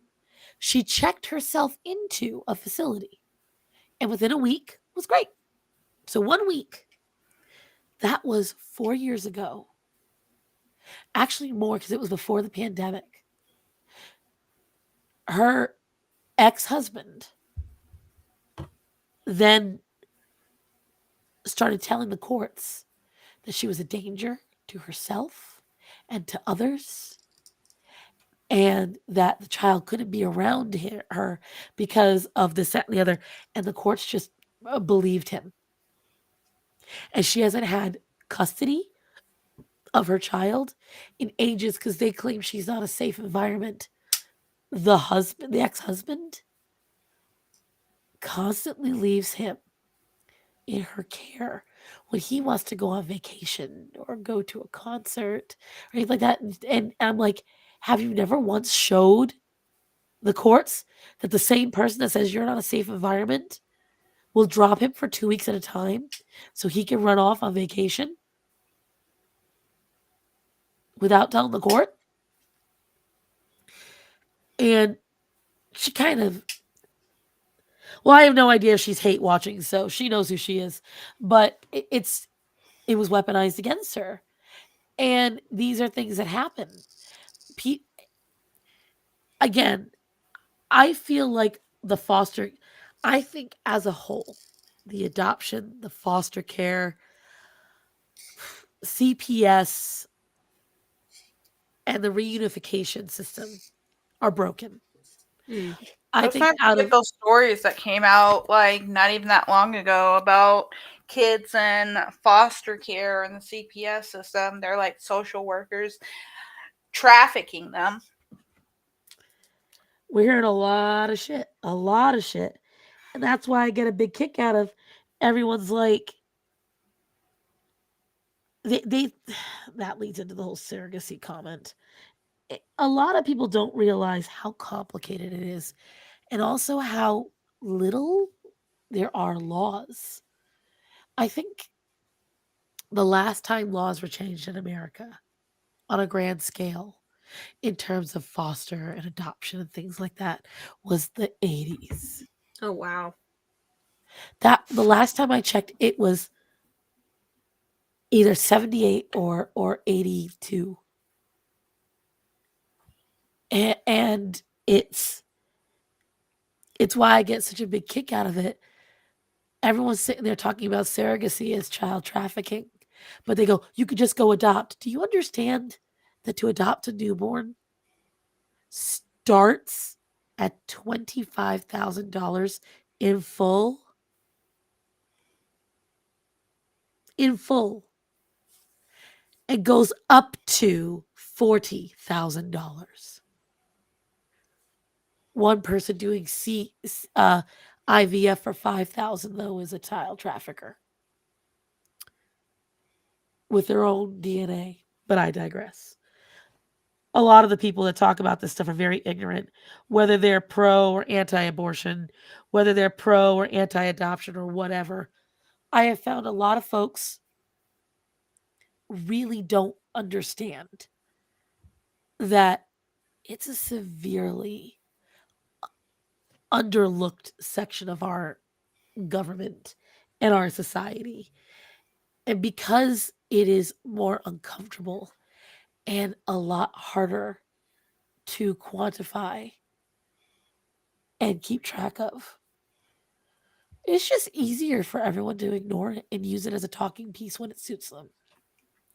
I'm gonna address after 40.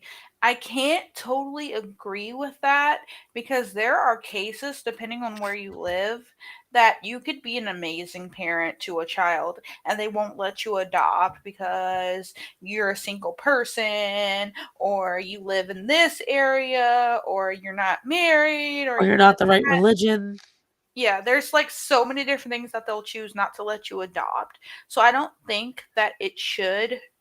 I agree that it shouldn't cost anything, but I'm not sure that they should add more checks onto it unless you like clarify what you mean by that, because there are people who miss out on being able to adopt and can but are denied because of various different reasons that should not play a part.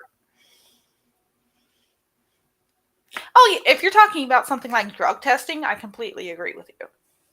So in my state, because I went through the entire process, but I still don't. Technically, this room that I'm in right now, in order for me to adopt, I would have to completely rearrange the house and probably put on an extension somewhere, which is the intention. I want to completely redo this house, but that's besides the point.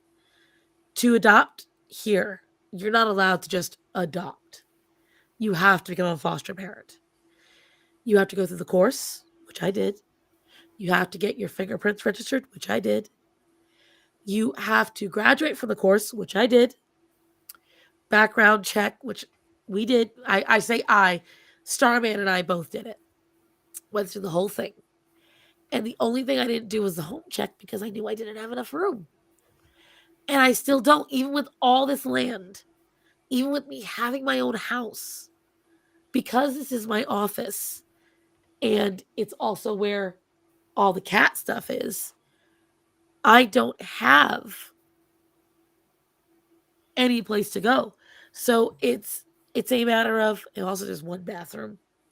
And I'm sorry, but 3 bodies in one bathroom? That is abuse. Especially when 2 of them have IBS. But I just, there is so much that they'll ding good potential parents for. And the other part of it is, in my state, when you become a foster parent, because you have to foster the kid, there's no guarantee. Oh, fake queen ran away. I didn't run away. My camera's being stupid. Oh. In my state, specifically in my county, you can have a child in your care for years. Years. But we're a reunification state. And what that means is the end goal is every child in foster care be reunified with the parents, no matter the issue. Have you ever seen the movie Losing Isaiah? No. If it's sad, I don't watch it.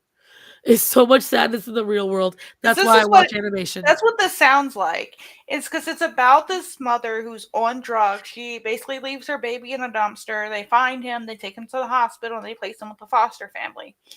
Now, later down the line, when the kid's like 4 or 5 years old and he's thriving and doing okay, they place him back with his mother. But by that point, she doesn't really know this child. He doesn't know her. He's constantly screaming, upset, angry because he doesn't know where his mom is. And it gets to the point, it has a happy ending. It gets to the point where she decides what's best for the child is for him to go back to his foster mother. But And that's she not gives him up. reality, sadly. Because I And love it's that. called, Sorry. it's emotional, but it's a good movie, and it's called Losing Isaiah. It sounds so. I love that, and I apologize for interrupting. I thought there was a break in the sentence. I didn't. It wasn't a conversation that sadly happened a lot, at least in my area, because we had 3 foster parents come in, and every single one of them had the same story about raising a child for like 8 years and then having to give her up. And it's just, I can't give up one of these guys. Imagine me giving up a kid. After that, I don't think I can handle it. But now, how old is that film, Faye? Let me look it up. Because after 40 said she watched it. 1995. That'd be the other reason I never heard it. It has Samuel L. Jackson, Cuba Gooding Jr. Has a lot of older actors in it. That had to be at the beginning of their careers, though. Yes. Called Losing Isaiah. Don't do that, Peachy. Sorry, it's late. What are you talking about? It's only 1:30 a.m. What are you talking about? It's only 12:30. She's a time traveler, guys. Woo. I need a new chair, damn it. I had to give up animals. Something just not like being on the farm and get sort of right. Like my aunt, like if I had an animal that couldn't handle like living with us, that's different. I thankfully I'm really good at making animals adapt to a situation. Pretty damn good at that. But I know where the limit is. It's like Faye just said. That's such a shock for a child. To me, that's just, you put them in an environment for years, and there's times where the parents are in the kid's life, and there's times where they're not. And so they're reunifying these kids with families they don't know for no reason other than the fact that they're blood. Or that one thing that came out, and I think it's a few years old, where a foster family had this kid from his parents, and then they put him back with his parents, and he was young, and then like 2 weeks later, he's dead. Yes. Oh, I heard about that. Yeah. I heard. How did he die? Starvation. They either so there's him. a couple. Starved him? It was there's a couple of it was these. blunt force trauma. He died from being beaten. So if you ever watch Bose versus the World, she covers a lot of these trials. And this happens fairly often where the kids don't want to go back home, or once they get back home, the parents starve them. Like Faye said, it's blunt force trauma. They can't handle these children because they want these children just to immediately adapt, and they can't. And it's so horrible. And people would argue that it's because they love them. I think it's more possession. They're my child. It's my blood. They're mine. There's also drug abuse, and Bose versus the World. Fun fact, I've known about Bose since she was on Smosh before she had her channels. I didn't know she was on Smosh until like the other day when she released that video. And I've been watching Smosh like when I met my husband. She was on Smosh Games. I don't think she was on the regular Smosh channel. Exactly. Like I didn't know. And so it's funny because when Matt and I first met, Smosh that's what he loved. Everything was Smosh. Then he moved to Red versus Blue. So I just thought that was funny. But I only seen one Smosh video. And I should show you. I'm gonna send you a video, Peach. I'm not even gonna tell you what the title is called. I got a video for you. I'll send it to you later. But I'll send it to you later. Anyway, it is Smosh. It's like one of my husband's favorite videos. But I think it's what I'm thinking of. It's the only video I've ever seen from Smosh. Bose did she did Smosh, and then she started her channel, and I didn't start watching her stuff until recently because I just was never a fan of her on Smosh. She just seemed very like in her own shell type thing. But she did videos on people who've done things to their kids. And there was one about this lady like in the 80s or 90s who like reported her kids missing, said someone drove off with them, and come to find out she was dating someone, or she was having an affair with someone who didn't want anything to do with any kids. And so she had put her kids in the car and let it roll down a hill into a lake. Killed the kids. And this happens, let me tell you something. Probably more often than it should. It's way more often than it should. A lot of times our parents are end gaming their own kids, and it's like, and is it just happening more frequently? Well, because the problem is that right now it happens all the time. Remember, there are billions of people in the world. It's just like every other interaction. Suddenly, it's brought into the limelight because it sells. But you have this happen all the time. And like, I watch these stories and I learn about this stuff, and it's always like Faye was saying, you got people who have drug addiction, and you were saying like, this is my kid. They only can be with me, and it's just more possession. It's no love. It is possession, and I just hear so often about these little kids where even the kids try to tell somebody in authority something is wrong, and people just don't listen because they're kids. There was a child called It that was based off of a true story of the author. That one was messed up. Recently, the one that really got me, it really hurt me, especially after being a mother and knowing what like having a baby is like. There was a story about this mother who left her 18-month-old baby in a house for 8 days while she went on vacation, took the older child with her on vacation, told no one this child was in the house by themselves. Child had no food, no water, no nothing, and she came back home to a unresponsive child who either had died or eventually died at the hospital. And I'm sitting here like, even if it was okay to leave your 18-month-old child at home, you don't tell anyone, you don't leave bottles of water to keep them hydrated, you don't leave any way for them to feed themselves, nothing. You're just leaving your child for 8 days without even a way to hydrate themselves. And knowing what it's like for a child to cry for something that they need, that child must have been in terror. Screaming bloody murder, all because at that age, what was her excuse when she was caught? They don't care. And even all of the neighbors around, when they were interviewed about it, said they loved the baby. If she would have, that she had apparently always left the baby at home alone. No, they didn't. And no one can ignore a child. Children are loud when they cry. But you can't say if this child was weak. Like, they had said that she left the child at home alone. You can't say that based on how the house is built. You don't know if they could have heard the child. Because a lot of them, when they were interviewed, said that if she would have said something, they would have taken the child for the 8 days that she was gone. And this happened recently. Yeah. Another woman did it recently. The kids weren't dead, but another woman left.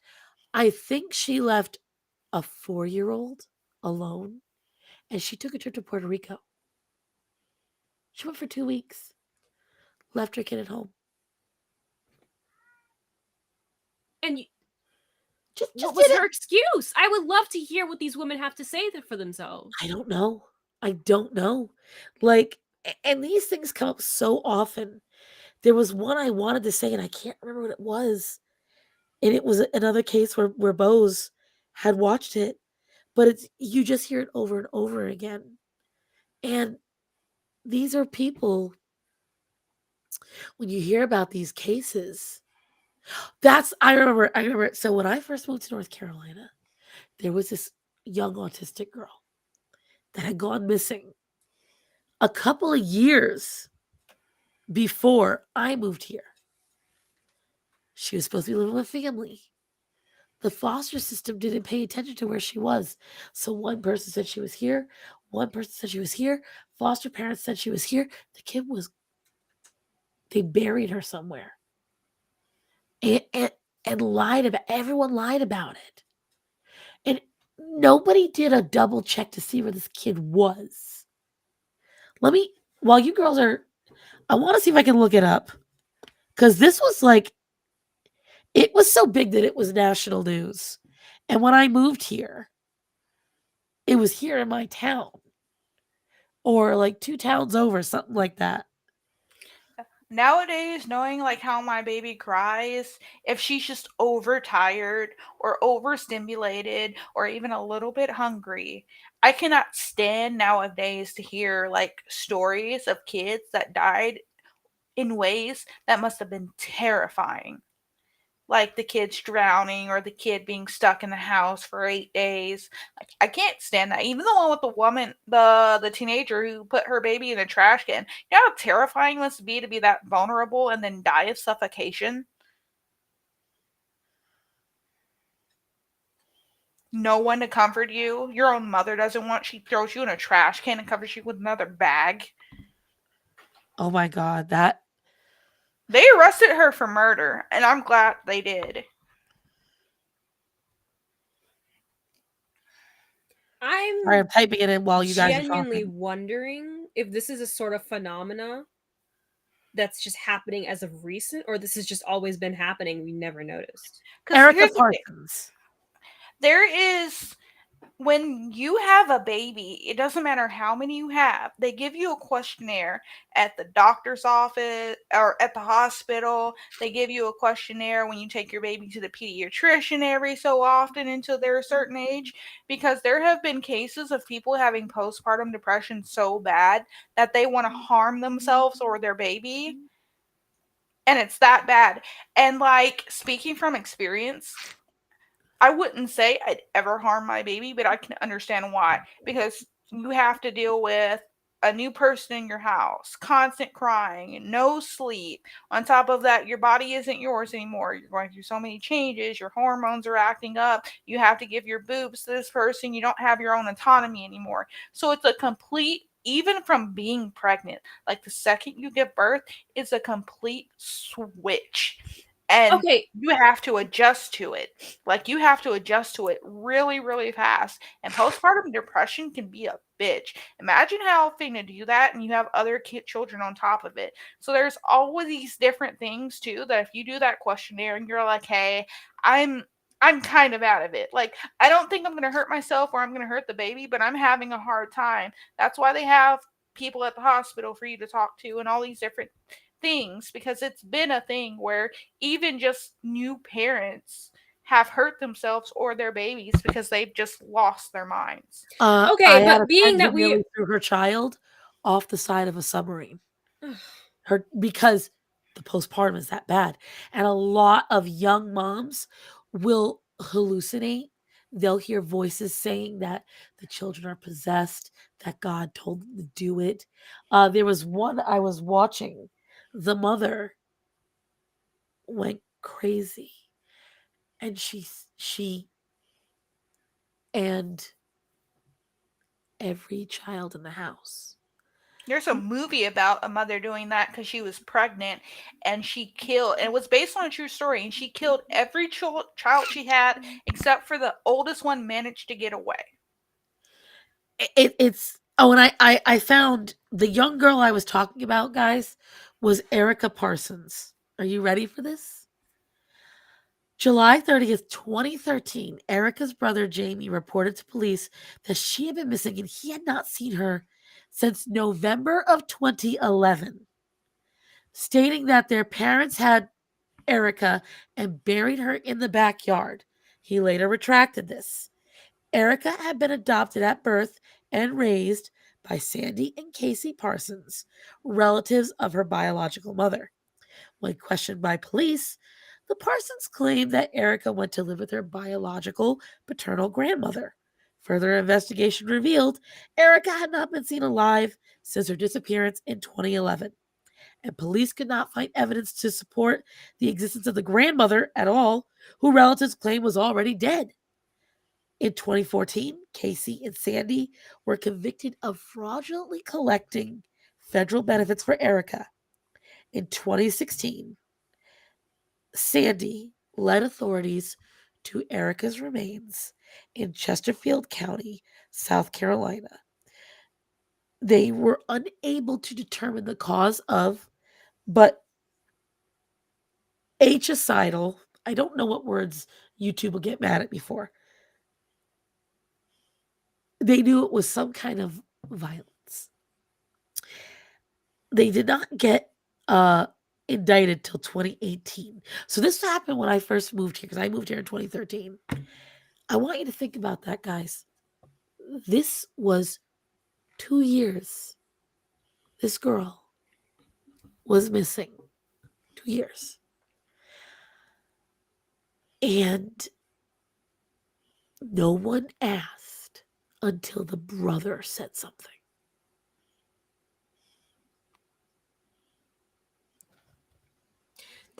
This kind of circles back to what I've been trying to understand. Is this a sort of phenomena that's been happening more recent as of current times, or is it just highlighted more due to social media and whatnot?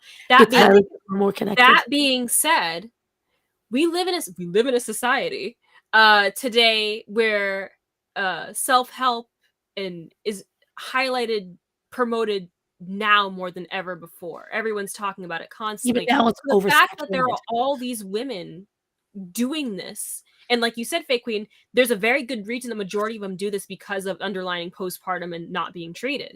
That's if they're dealing with a new baby. We're not talking about someone who threw their baby in a trash can and gave birth to them in a bathroom. There's that or too. left their 18-month-old. Oh, you mean like that girl that literally endgamed her newborn son because even though her parents knew she was pregnant, it was in the hospital, gave birth in the bathroom, and chucked her newborn in the basket, and covered it with another trash bag. Yep.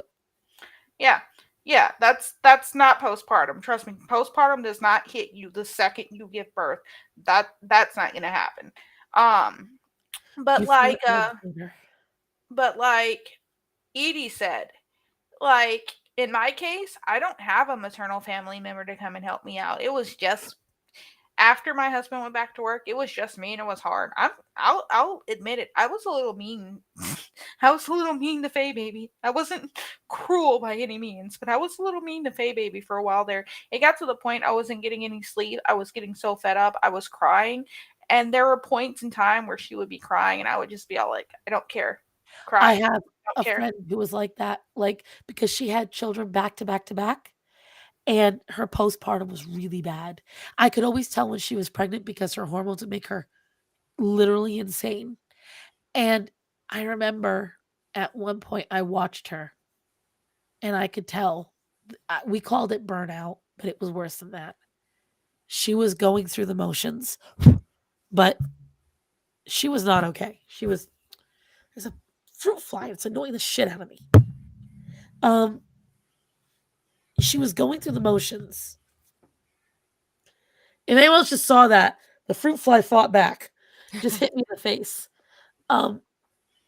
It was bottle, diaper, go to bed. They're fairly often that she just could not handle the kids to the point where she would just tell everyone they had to be quiet. And she would just turn off all the lights and everyone just had to go to bed. And it was, this is where you have to take help. You have to get help. But the problem is, this is something I saw on a Abba and Preach video. We now live in a society. Peaches and cream. We're oversaturated and we think everyone needs therapy. And so it gets like really, because now we think that therapy can just be talking to your friend and they watched a video on TikTok and they learned all this. And people, Daisy, you scared the shit out of me. I felt this breeze touching my arm and it was her running through the desk. I think with postpartum you have to, but I think part of the reason why a lot of girls don't is because now we're making it sound like everybody has to go to therapy. And no matter what, oh, you need therapy for this trauma because you didn't have a good job. And so it's like, it's the catch-22 where I think people are getting jaded by the idea. So they're believing they can solve it by watching videos. There's also the thing too where you feel like, because I know that was my thing, is like you feel like with the new mom, you're going to be judged so hard saying you need mental help, or something's going to happen and they're going to take your baby away, or there's the thing where you yourself feel like you'd be a failure and you don't need help because you're going to be a great parent and that's your intention. And really, it's just like little things you don't realize will get you so bad. Like, I was like letting her cry and she actually needed something, or I would be going to sleep and she would wake up for whatever reason and cry, and it would just be all like, shut up, shut up, shut up, shut up, shut up, shut up, shut up, shut up, shut up, please just You stop couldn't differentiate when she should cry it out and when she actually needed something. It was just you were shut down. And I've seen so many I've seen so many friends go through it. And it's, for fuck's sake, guys. What? Sorry, all the cats are surrounding me now. I don't know why. I literally can count on two hands how many of my friends had postpartum and didn't get proper help, except for one. And when she got the proper help was when she went to hurt her baby. And she was like, this isn't right. We got to figure this out. And so I will say that if you feel not okay, if you feel any kind of negative emotions that seem to be taking over, and you've had a baby within the last year and a half, because postpartum can affect you up to 3 years later. You have to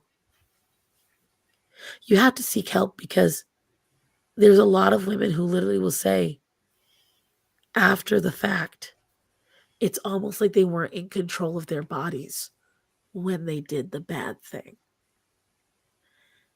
And if you have any sign of mental health already, bipolar, personality disorder, OCD, whatever, especially take it seriously. Because your brain is already wired, for lack of a better term, to be weird. Don't blow it off as being tough. For what After 40 said, the thing about that too is the therapist telling you that you're disconnected from your newborn, I don't see as a completely bad thing. The reason that they said it was stupid as fuck. I'll agree with that. But when I was like still pregnant, I was like looking at mom forums and things, and like the Reddit for like new mothers and expecting mothers. And apparently for the first bit of their life, because all they do is really eat, sleep, and poop, it's kind of normal to feel disconnected from your baby until they get a little bit better. So for anyone thinking about that, being disconnected felt normal, because I felt a disconnect when she was young and when I was still pregnant with her, because I just was tired all the time, in a lot of pain, and then I wasn't getting any sleep. My body wasn't my own. I had to constantly deal with like all the things that come with being a new mom. So feeling a disconnect, it's not necessarily that you don't love your child, it's just feeling a disconnect from feeling like affection or like a connection with your baby is normal in the beginning. Very. Because again, you're learning a whole new person. This isn't just, a toy or a new pair of shoes. You're learning a whole new human. A human that up until then was in your belly. And now you have to get used to the new routine, what they need, what they want. So it's completely normal that your body is now trying to adjust to that. And it's okay. Like, again, that disconnect, right? Like, I've heard it so often. It's when that disconnect becomes apathy, and that apathy becomes just numbness. Like, you don't mind if the kid sat in a diaper for a few too many hours. You don't care if the kid is hungry. You're not worried if it's been a day or two that you've made sure the kid is in a safe and clean bed. It's things like that where it starts off small and it starts to build. Suddenly, you're not too concerned if the bottle's clean. You're not too concerned if the house is neat and if it's safe for the baby to be in. It's little things like that that start to be signs of negative disconnect and having a hard time emotionally connected to the baby. To me, that's normal. Because now Again, she's a bit older. I will say that because my experience is having a newborn. I'm not an expert by any means, just from my experiences. Now that she's older and we're in an actual routine and she can keep that routine, and it's not a set, this time she does this and this time she does this type of thing. It's more of, okay, we wake up. You wake up, you get dressed. Then you go into tummy time. Then usually by the end of that, she's ready to eat and she takes a nap. And that's just kind of how we cycle throughout the day. So when she's that's a sleeping, routine. I go and do things and then try to get her in bed by like 8 to 10 o'clock at night.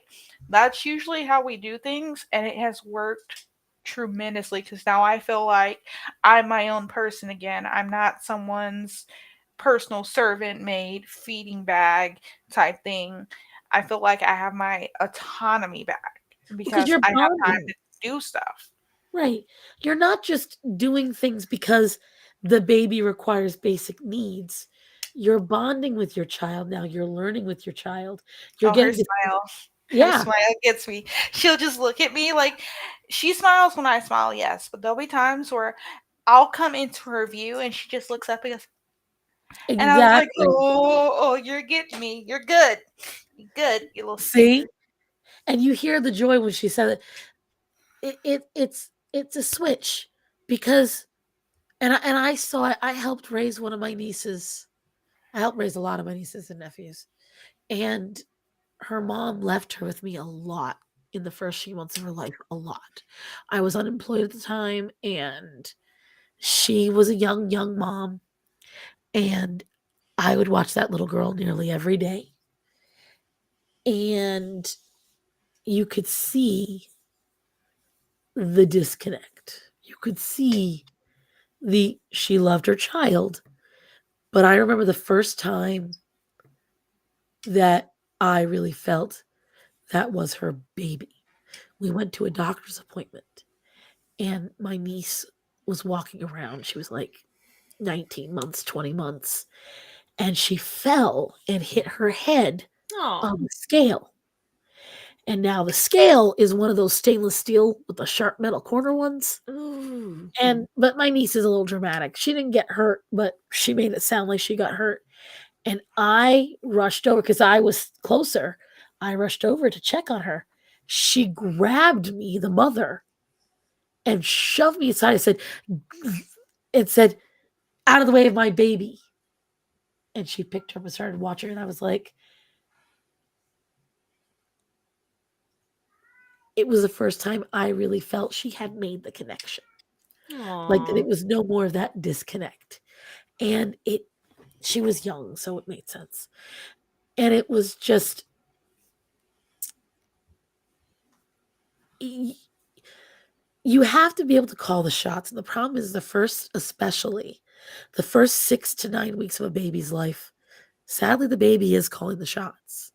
You don't realize it, but they are, because you got to get up when the baby cries to change a diaper, feed the baby, bathe the baby, rinse, lather, repeat. And you can only do it when the baby says she needs it. And usually Like, it doesn't happen very often that a baby will sleep through the night being a newborn. Usually, babies have to eat every 2 hours. So, as a new mom, you can't expect yourself to get anything done. House is dirty. Oh well. Needs Not cooked. unless you got Oh a well. pile of people. A lot of people. So, in my case, every 2 hours that baby had to sleep, the second she was asleep, I tried to sleep. There was not really anything that got done in this house until she started sleeping a little bit longer. I can tell you what, it was a huge fight. Nothing got done. That's why you'll find a lot of like when you have a functioning family, what I've seen in functioning families is one, the mom and dad will take shifts, and then often for a month, the mother-in-laws will come over, and the mother-in-laws will stay for a month to 2 months to give mom and dad, like at night, one mother-in-law, and they'll switch off every night. So mom and dad can sleep through the night, and then mom or dad takes a day shift, and then mother-in-law sleeps, whatever, what have you. In a functioning family, that's what tends to happen, especially in this day and age. Most, most families don't function well. But it's also a reason why I don't, and I'm going to get flack for this, going off the mother smothered topic. I really think if you can avoid being a single parent, you should. Because But it's not their right, fault, Lady Starcy. it's never their fault. I understand wanting to be a parent very much, but it's just like how I went off the other day about having a child later in life. Which, by the way, Fake Queen, you're 28, not 38. You're well within the time to have a baby. I never said I was 38. But you were making it sound like you I were said, older than me. I know, I said I was older than Peachy. Oh, yeah, you're older than Peachy. You're older than the tooth. No, but like, I will say that I lost the train of thought completely. What was I saying? Shit. Oh, yeah. I guess I will take your $5. Oh, 5 cents. Got you. When you want to be a parent, remember that being a parent also comes with putting the child first. And when you make that choice, when you're all by yourself, yeah, you might be able to make it work or make it through or do it. But it doesn't mean the child doesn't suffer in some way. And if you have the choice, do not choose to make your child have that. Do not choose that. Choose to give that child the most balanced and loving and secure life they can. Because as the resident mothered, not smothered, one of the greatest gifts I had growing up was I never feared going to either parent. I always knew if something was wrong, if I needed something, if I had a concern, if I was upset, I could go to mom or dad. And now that even though my mother is gone, I still go to my daddy. I tell my dad, he'll take care of me if need be, because that security, that innate knowledge that I don't have to worry because they got me, was instilled from when I was little. And when my neighborhood kids stole my purry kitty and dipped it in the bird bath full of dead birds and poop, I was 5 years old.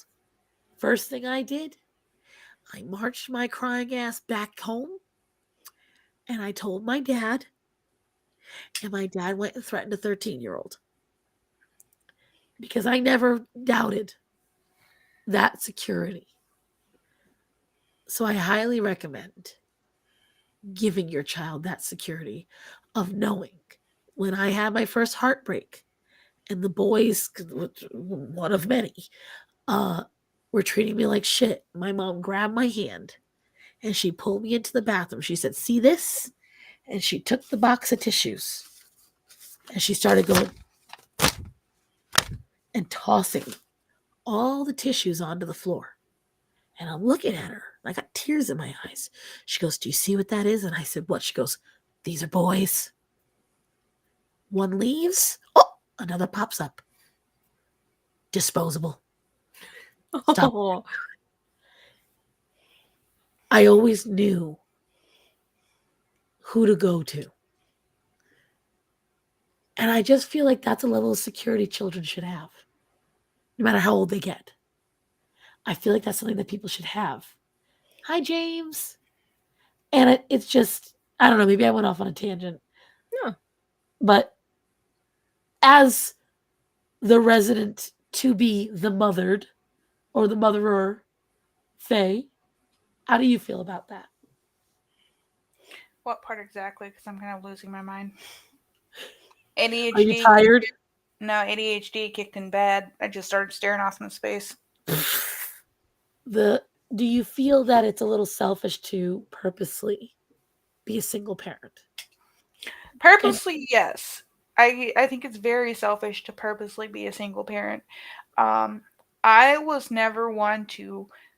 I wanted to be married, but I was never one to care if I was married when we had kids, as long as we were still together. The person Right. who cared about us being married before we had kids was my husband. That was always a goal of his, which I respected because it was the expectation was there and we knew that we were going to be together and we were going to get married. Right. So I didn't care if we had kids beforehand, but we did wait until we got married, which was fine with me too.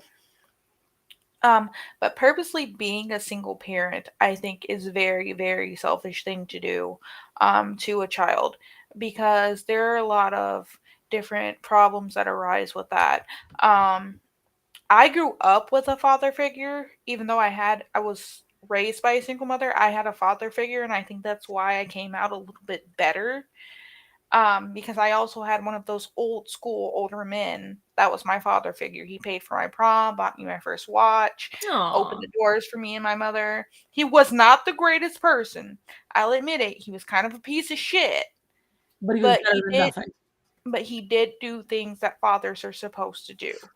Open the door. Treated my mom like a fucking bitch. Like treated my mom horribly. Ooh. Which she treated him horribly too, and it wasn't necessarily physically. It's stuff I'm not gonna get into. So he wasn't the greatest person, but when it came to knowing how to be a father, he definitely did. Um, so I can say that he did okay. Um, so I would say having at least a father figure around or someone to be that other side of it is a definite help if you're a single parent, whether it's your father, the child's grandfather, um, a brother that, a cousin, someone who isn't on bullshit and can actually fill in a purpose of being a male role model in a child's life and a constant one. Someone that's not out doing bad things is huge. The man who raised me was a military man. He was constantly on a routine. He took care of himself, he took care of his finances, different things like that. So I would agree with that. Purposely being a single parent is probably not the greatest thing to do if you don't have that fallback of having a male figure I in think your life. all children require the opposite. Like, this is where I get controversial. I think no matter if it's a two-parent home or not, all children require at least one of each gender to help raise them as a figure. All children need a mother figure who is a woman, and all children need a father figure who is a man. I feel that very strongly because I feel like those are, uh, it gives them a good balance. On top of that, you said something that actually, when I met my husband, I was big on. My mom and dad treated each other fantastic, like flirted, loved each other, complimented each other, were playful with each other, spoiled each other, gave each other gifts. And I really loved that. And I felt like Not a lot of people put emphasis on that when being parents. That your spouse is still someone you respect, love, spoil, all that jazz. I never hear about that, but that's just as important because so if anyone follows me on Twitter, you know that lately I've been rather annoyed with just lonely things and a lot of her takes. And I think we talked about this part last week, but I'm not sure about how whatchamacalls it, how it couldn't possibly negatively affect kids if their dad cheats as long as he provides for them. That as long as the dad is giving them everything they need, it never could possibly negatively affect the kids. The dad was. You're teaching them a behavior to not be faithful. You're teaching them behavior not to be faithful. That it's okay to be unfaithful as long as you take care of your children. And that's not necessarily the case, because then you're just breeding more people who treat women like shit. And then imagine. Go ahead. Sorry. I feel like the people who say that, if a man cheats, they're what do they like to say? Exercising their options. When a woman cheats, she's ruining a whole home. You never ever hear about men like that who have daughters. Like, if their daughters have experienced that sort of behavior, how would they feel then? Like, okay, your daughter marries someone exactly. How is it then? You'll hear there a lot of their answers tend to be, as long as she's provided and cared for, everything should be okay. But they've never really been put in that position. Right. And I think a lot of those men also have this idea that the woman is gonna nag and complain, but eventually she'll just kind of shut up if I throw enough money and attention at her. And like, the thing which is is, kind of like a dog. Right. Almost. Like, and playing off of that, my issue is if you're promiscuous and you split up your time and finances between your children, let's say just a mistress, that means there's times where your children know that they were not first priority, which instills insecurities in your kids. Now, let's say your mistress gets pregnant with your kids, with another kid. Now, you're split between two families. And your first family realizes, or at least feels, we weren't good enough for dad. He now wanted more than what we were. Imagine the issues that causes in a kid to feel like they weren't enough or that their existence was the rough draft. Like, that's how, and imagine like growing up knowing that it's okay that you get cheated on. It's okay that nobody's loyal to you. I don't understand why anybody, and I know this is airing on my Twitter, so if you're a red pill bro coming here from one of our conversations, how do you live with yourself knowing that your child grows up knowing that you were okay with putting them second? One more thing I've noticed. A lot of these red pillars who talk about this don't have families. And the men who do this, or have interacted with a woman. And the men who do this have yet to be caught. Or unless a man can do this, get caught, and still stand by everything he said up until that point, you know what? More props to him. At least he's honest about it. Not saying it's a good thing, but at least he can come forward and say, I know I'm a bad person. I know what I did was wrong, but I'm still going to do it. So now women know what they're getting into, and they can't be like, I didn't see this coming. Like, you. Well, my thing is, sorry, go ahead. Nemesis, if your parents are together that long and you have 9 kids, your dad just could not get enough. That means mama was sexy. And or they were religious. That too. The Duggars do have like 40 kids. But here's the thing, though. Even being religious does not necessarily mean you find your partner attractive. It just means you're less likely to divorce them. That does not mean you have a good sex life. No, just because even if you don't have that, a lot of people in religion specifically push families to have as many, be fruitful and multiply. They have to. they have to make babies regardless of attraction. Exactly. It's just boom and done. And I do agree on that one. For like, if you it's a tickle time in the van. I can't with you. It's a matter of like, so like lonely things like sit there and go, you're wrong to expect monogamy from a 1% man. I'm like, yeah, but he expects a loyal woman. That's why they're always divorced. How many times you hear about these multimillionaires and CEOs and famous people? Fine, fuck you, bye. And they're on like their 4th or 5th marriage. All they're doing is paying alimony to all these women and child support. And they think this is some kind of like badge of honor. You're just a hoe with a big wallet. And it goes both ways too, by the way.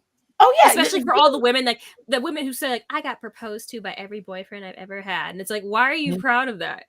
Right. Or I had 5 5 different babies from like 5 different daddies, potential daddies. Like, why are you proud of that? Have fun keeping up with all those motherfuckers. Oh my god! Like people are proud of their what's the word? Promiscuity now. Like it's a badge of honor for them. And I think what's different about our generation now is it's highlighted more for. I would argue that Lisa now in our generation, the problem is now they're putting it out to be something that should be empowering to be promiscuous, and it's not. You're just demeaning yourself and letting yourself get used by a whole bunch of people. Okay, so go ahead. There was a show that was probably me and PG's like childhood. PG, do you remember The Secret Life of the American Teenager? No. Or you were never allowed to watch that. Okay. I don't even know what you're talking about. Okay. I thought you would. But there was a scene in one of them where it starts off with this girl getting pregnant by this guy. And I think halfway through the show, there is a scene where he's talking about, because he was like the playboy. He was like the one constantly having sex with people. And that was like his goal, to get as many girls as he possibly could.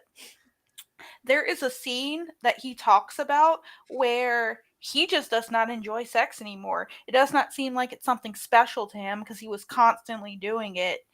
And so he didn't know how to like enjoy it anymore or be with someone on an intimate level because sex was just another thing to him that felt physically good. But it wasn't something that was like special or enjoyable anymore. And he had to actually work on himself and get into a committed relationship with someone to finally find that again. And it's like, I do believe there's a bond for a lot of people think that women can only bond with sex, but I believe it goes both ways for men and women. Because a lot of these men feel like they can go through their college days and like sleep around with a bunch of women and one day just flip a switch and be faithful to a woman for the rest. Like I'll find my future wife one day. And also I'm still gonna say this. I don't like that notion where I've heard before. I don't know if people still say it now that a woman's not gonna care how often a man sleeps around. We care. If my future husband or boyfriend at the time sits me down and goes, Peachy, I want to tell you something. I slept with more than like 100+ girls and I actually don't know the actual number. Like that would startle me. Because 1, you don't even know if there's like children running around. 2, like why were you this is bad if you were keeping this from me to begin with. Like it goes both ways. And this 3, how am I supposed to know? My competition is with 100+ women. What makes you think I can satisfy you in comparison? And but baby, you're my everything. You're my wife. No, words mean nothing. Love means nothing. And someone said that to me. So in these debates, these red pillars over the last few days, one of them said something to the effect of, what if I tell my wife, no matter what, you're my wife, you're my primary. I will always make sure to take care of you and the kids. He's like, I cement her position. I'm like, first of all, she already cemented her position as your wife. You don't need to look for no more. There's no more searching. Second, another guy said that real women don't want a virginal man. They want a man who knows how to satisfy them. I said, that shows how little you know about women. Every woman's satisfaction is different. Yeah, we all got the same parts, but not all of us want the same parts touched in the same way. We're all very different. That's first of all. Second of all, a man who's a hoe comes with a lot of problems. Potential STDs, crazy exes. Yep. And on top of that, someone who sits there and says, possible children, one or someone many. who sits there and claims to me he knows how to pleasure a woman. No, you know how to initiate an orgasm. And any woman who's had one can tell you, I may be able to, but it doesn't mean I. There's a vast difference. And it means I you have could- I have a take on this. Yeah, hold on, because I'm almost there. Because this guy, he literally was saying to me that no woman would want a virginal man. I'm like, nothing is sexier to a woman than a man that says, I want to give you exactly what you want. Tell me, and I'm going to learn it. That's what girls want. They want, I mean, like, you might find some who, again, are hoes, just like the guy is, who wants a guy that knows generally what to do so she can have a fun night. Mm-hmm. Nobody wants to be choked and hung from the ceiling every night. Okay? Most people want. Well, there's someone out there. Someone's got their red room. And I literally said to him, because he said, if a girl ever starts to show that she wants something serious, he drops her because he's not interested in that. But he says he's loyal. And I was like, that is not loyalty. That's fear of commitment. You literally just said that anytime a woman wants to be loyal to you, that's when you're like, you know what? We have fun. Bye. I was like, all you red pill guys, you claim to be Christian men. You claim to be traditional men. You want all these women who are submissive and subservient and loyal. And you expect them to give that to you while you run through every pair of legs on the east, west, and south coast. And then you wonder why women look at you like, because we don't know what you touched. And a lot of them kind of there's a disconnect there, actually. They'll say all women, but I think when they mean all women, a lot of them associate themselves with these looser women, I should say, who can sleep around and not care. So when they see women like that, they're like, oh, majority of women have to act like this. Because I interact with women who always do this. I also want to point out the fact that a lot of these men who are like, oh, my woman has to agree with all decisions that are made. She has to always be ready for me. She has to always do this. You know what these women sound like? The women they're looking for? Simps. The very beings that they're always talking about. Women hate. Like, you women tell us you want a man who's submissive and who can do X, Y, and Z for you without batting an eye. But a lot of these men who actually get women this way, guess what? They get tired of women who say yes all the time. And here's the thing, a lot of people will say that we don't want a woman I'm not saying get a woman who consistently argues with you with every little thing, right? But you want a partner. You don't want an obedient servant. Because that gets, especially for a partner, right? You want someone you can work with, you can bond with, someone who can think maybe a little bit differently than you can, so you can, expand or see outside your own perspective. That's who you want in your life. King would. That's the type of person you're looking for. Because I'm not. Why would I want this? It goes both ways. Why would X person want another person who does everything that they're told to do? Yes, master. Yes, now you want the kitchen cleaned? I got that. Because you want 3 babies? I'll give that to you. Yes, right. I'll do this for you, baby. You want me to open legs now, baby? Yeah. That gets a lot of men fantasize this stuff. But I promise you, I don't know a guy who's been with their wife for 50 years and is proud of the fact that she does everything he tells her to do. Everything. The thing is, like you said, it's a fantasy, and just like every other fantasy, it Just is like with women. great until you're living it, and then because the thing is, Then it gets old. it gets does. boring. Like And that's why they cheat. I wish my kitchen was spotless right now. Right? Like I asked Starman yesterday. I said, "Be honest. Do you feel I'm an obedient wife?" And he said, because he was looking at it in the most literal sense, he goes, "I would not call you obedient." And I was like, "Well," I was like, "Well, what context do you mean by that?" He goes, "Well, you're not going to sit there and take an order from me." I was like, "No, no, no. I mean it in terms of if you say, Cassie, I don't want this. This is not good for the household. We can't do it. Do I listen?" He goes, "Yeah, for the most part, you do." I said, "Except on cats." He said, "Except on cats." And I said, "Do I serve you as a wife? Am I a good wife?" He goes, "Yeah, you're absolutely a good wife." And because a lot of these guys, again, they don't want a woman who will challenge them. They don't understand, because again, like you said, they're thinking of these thoughts. They always collect, and they do really, it's like going to a reserve and shooting a lion who's in a pen.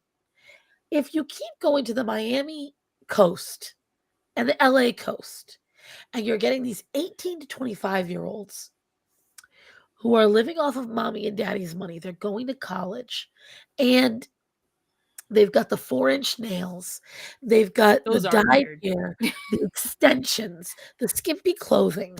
They aren't very worldly. Of course, these are the kind of women that you would love to see in those situations, because you want to see that culture shock. You want to say, "I'll show you." But whenever they get a real conservative woman on these shows, these conservative traditional value women never want the red pill guys, ever.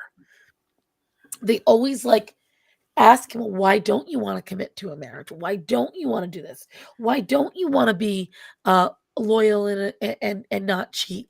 And these men get mad. They get mad at these traditional, the women they supposedly want, the young, attractive, fertile Homemakers. homemakers, the ones you claim you want. You're not going to get the ones that are going to be good moms, the ones that are going to be good homemakers, the ones that are going to be the good partner. None of you are attracting these women. Very So, similar to where are all the good men at? Where are all the good right. women at? You're not a good woman. Like, it's not cute to sit there and go, "I ain't gonna cook for you. I ain't gonna clean." That's not cute. No. You Some want women a are man taught that's gonna, that, unfortunately. right? You want a man So that's gonna for provide, give you everything you want, treat you like a princess, fuck you like he's from 50 Shades, buy you everything you desire, provide you a good home, and you're like, "Well, I'm the prize." What is a prize about you? You don't want to work? You want to lay at home? So what? You look pretty. The blow-up doll does too.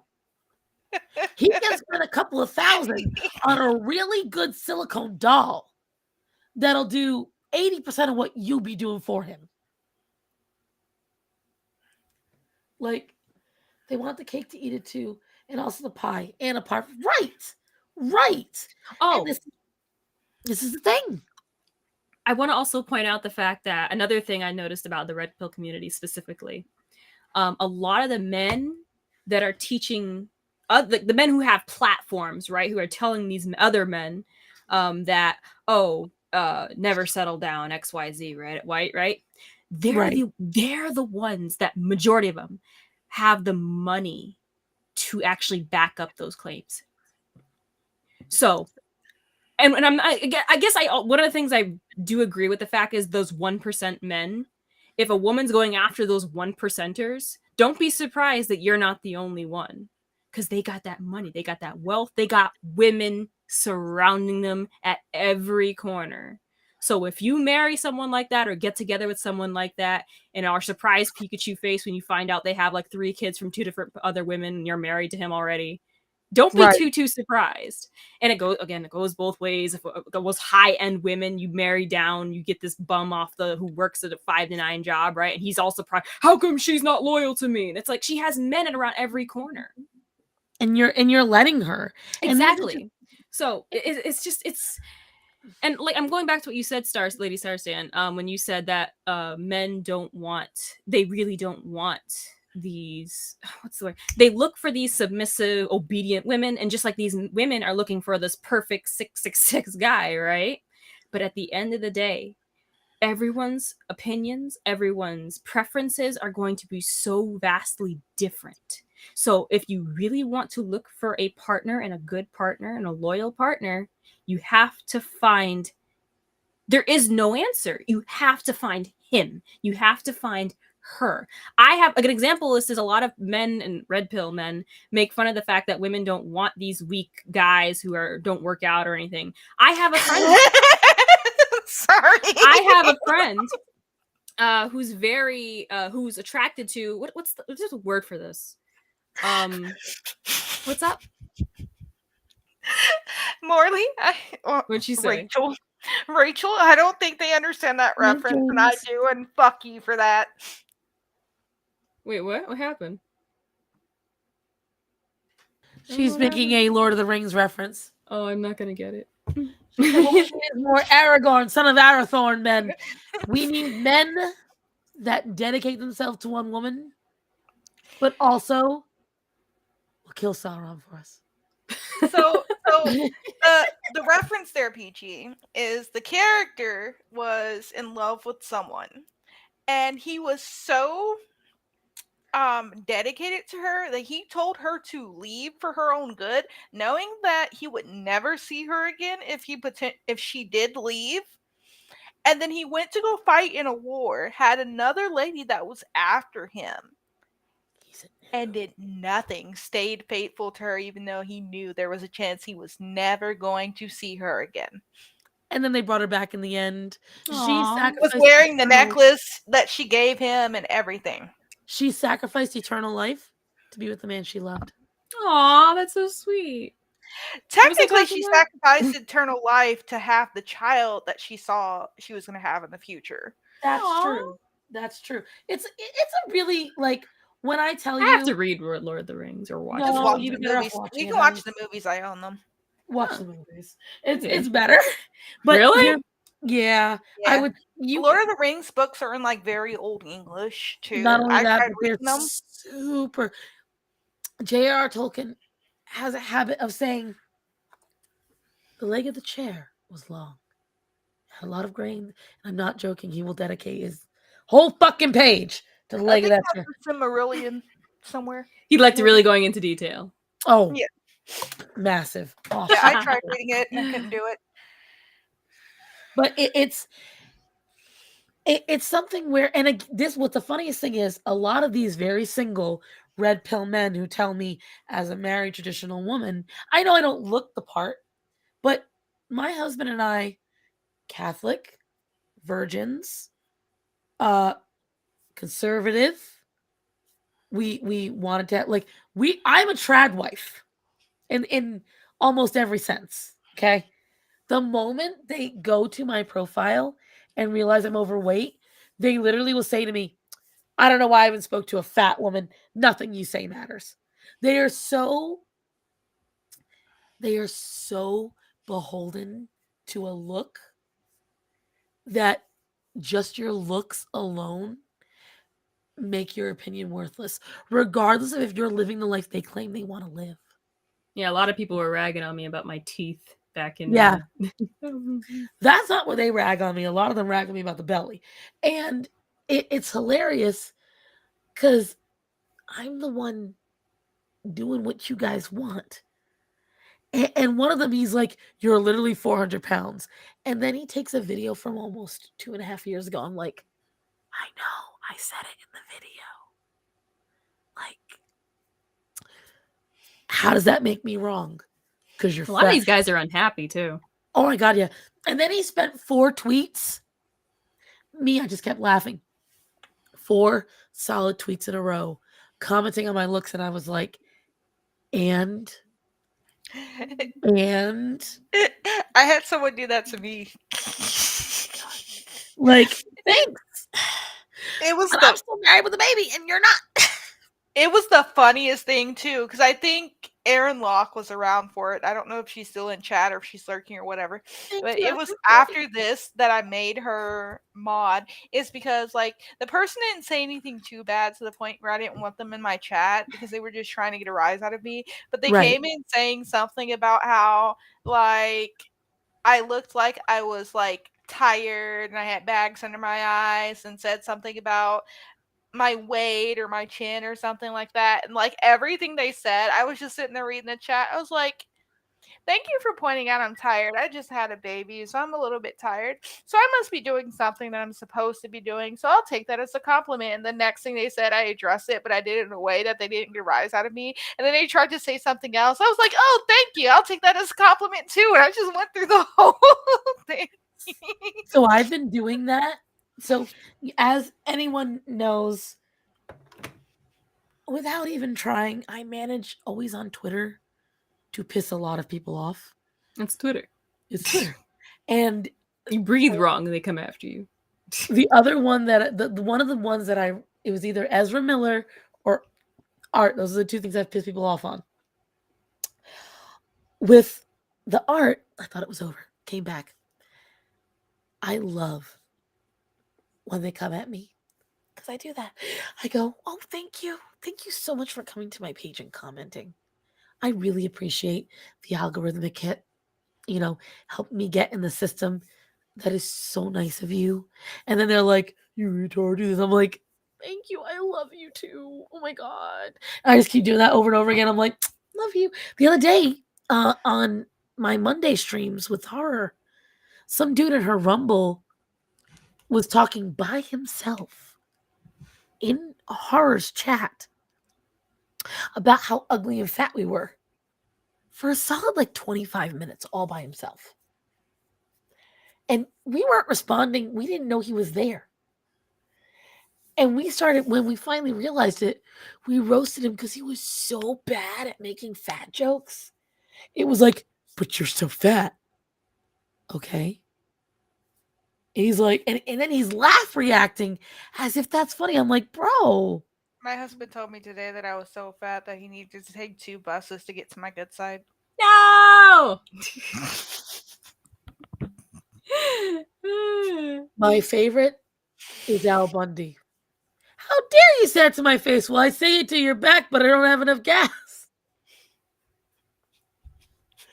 I love that. His Married with Children had the best fat jokes.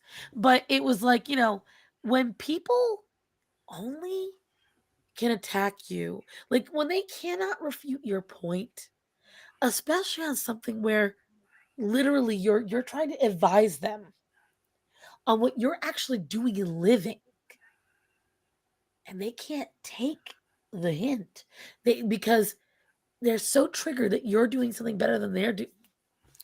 It's just hilarious to me. Ooh, Aaron's mad. She's like, I remember him. Yeah, and the funny thing, he didn't even really say anything too terribly bad, but I just addressed all of his points, and then he came back and said something else because he did not get the rise out of me, and it wasn't even something that I would have banned him out of the chat. I was just having so much fun with this dude because it was just like tame stuff. So like, he's like, your chin is fat. I was like, I had a baby, so everything is kind of puffed up. He's like, I'll give you a 5 out of 10. I was like, thank you. I thought I was fat. Like different things like that. And it wasn't even anything like where he was like saying stuff like you're a fat bitch or anything like that. It was just really tame stuff. And I was like, I don't even care. Let him talk. Now, this is also something I don't quite understand is when a lot of people are these. I don't like saying. I don't keep saying red pillars. It's such a weird term. What else do we call them? The manosphere. I don't know, but a lot of them are under this notion that if you talk crap about women, you consistently put them down. That's what attracts them to you even more. And I'm like, if That you are attracts girls attracting, with if daddy you're issues. exactly, that's my point. If you're the women you're attracting are the women you're complaining about the most, are the baby mamas that you're always complaining about, the single mamas, because they're broken women who probably came from a broken home or made so many bad decisions in life that it's difficult for them to come back on because people have given up on them or they've just given up on themselves, maybe both. Like these are broken women that are consistently approaching them and telling them and like going through this stuff. And that's what I'm like, it just blows my mind. And let me tell you something. I actually have a direct instance of this. So you know that African guy that goes, "What is this? What are you doing?" Like he reacts to the videos. So there was a girl. This is a black girl. Those are And the best videos. I love, I love it. He is so cute. And so this girl was It is saying a sickness. she is a sickness. But He anyway, has the best um, impression. oh, I love that. So she was saying literally, she could not find men who treat her right attractive. She only liked men that treated her like shit. Now, and this circles back to the whole cheating thing I was talking about earlier. This means that she only understands how to receive love and receive attention in negative ways. That's She sad. doesn't understand positive love. So, again, imagine a home where you're raised to believe that being second choice and being abandoned and not being the priority for your spouse and teaching your children this, that distance and apathy. She only liked men who would ignore her, and she had to chase absentee father.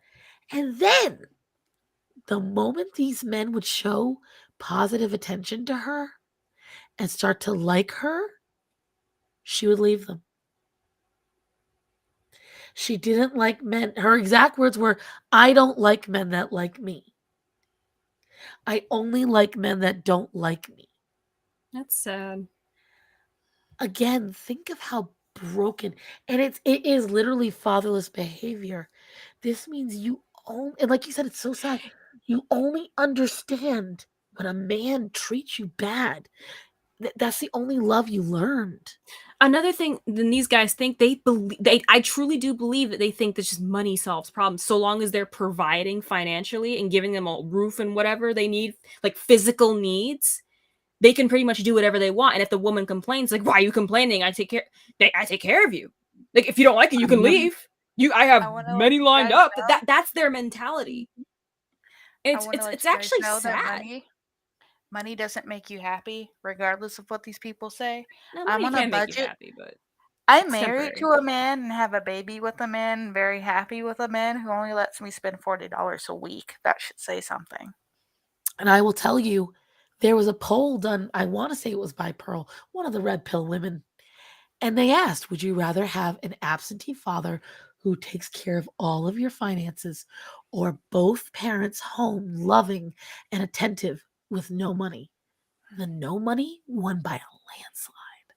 Because the thing is, nothing, no material object replaces the love, care, and security of a mother and a father in the home taking care of you.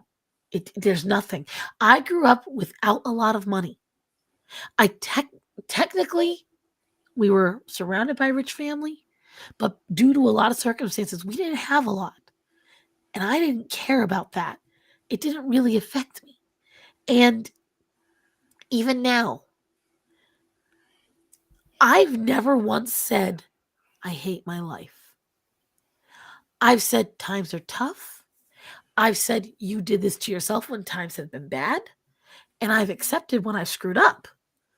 But whenever I start to feel, usually it's surrounded by the things that I can't have and are taken away from me, like family that's passed away, not being able to have kids, things like that. Every time I start to get upset, I remind myself of how lucky I am that every night I get to sleep next to my husband. We have one roof where everything that I love is safe. And yes, money buys security. Somewhat.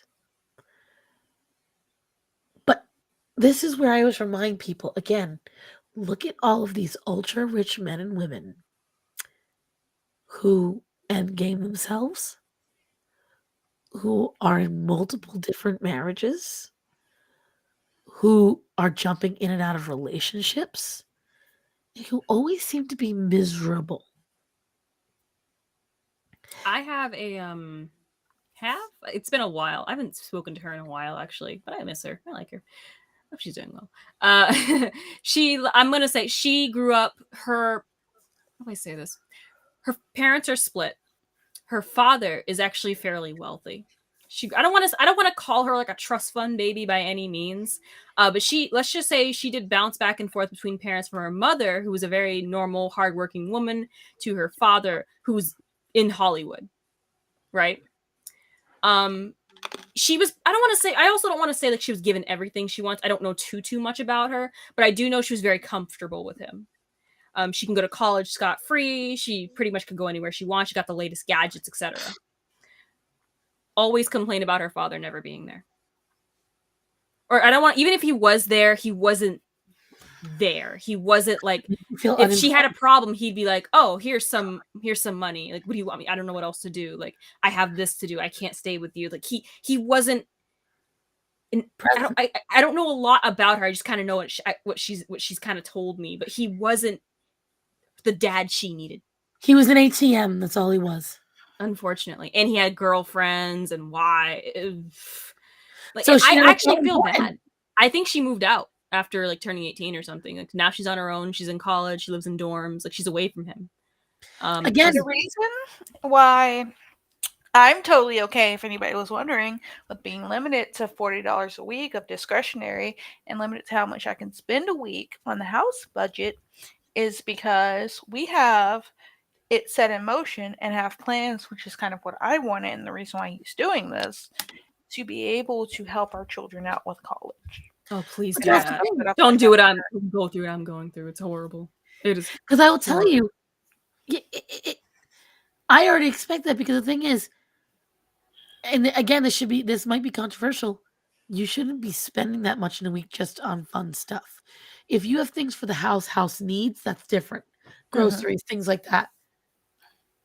You shouldn't be spending a shit ton of money every week on unneeded stuff, especially when you have kids. So I saw nothing wrong with what you said. I know other people probably will, but that was a very responsible sentence. Because we could totally spend more money a week doing stuff like going out to eat, going to do whatever. But I want to help pay for our kids' college. So the plan is to put a certain amount away every month. So when it comes time for college, where we can put up like 20,000, like our kids are going to have to put up some themselves. They're probably going to have to work, or probably have it set up that if they get a job while they're in high school, half their money can be their discretionary, but they lose out on getting an allowance. And then the other half will be put away for them to go to college, is probably how I'm going to do it.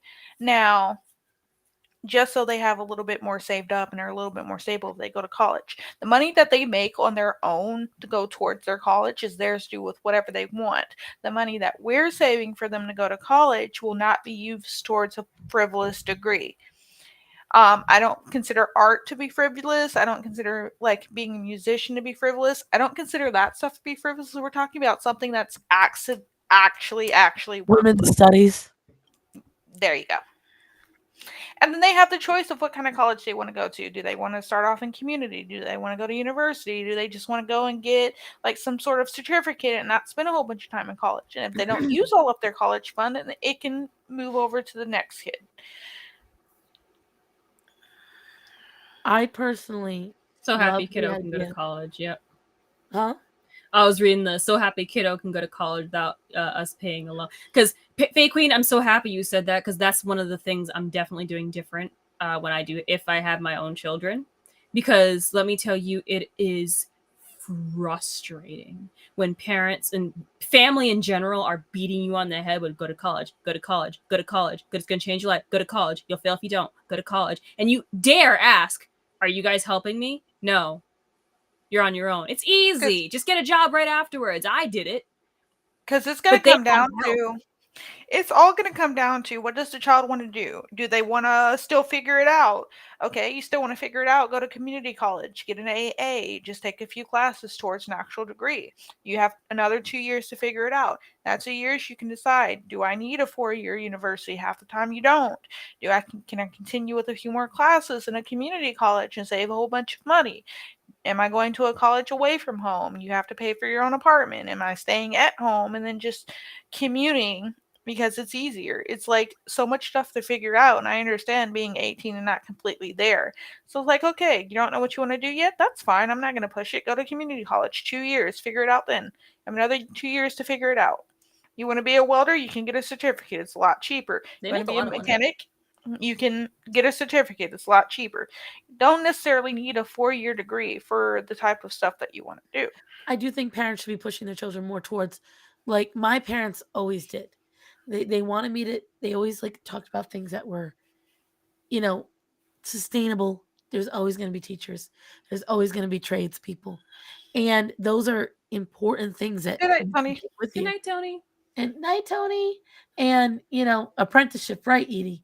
And when it comes to these things, I definitely feel, so for me, when I started working, my money all went to the house because, again, we were broke. So my parents got easily $15,000 to $20,000 from me over the course of my high school and the one semester of college I did. So until I was 21. So from 15 to 21, almost every single paycheck I had went to my parents. And that was because I had to help with the household. And I do wish we had set up some kind of system where we had split it. But this is where, I love hearing this phrase, generational wealth, generational wealth. My mother technically grew up in a wealthy home. My grandmother married a wealthy man, not my grandpa.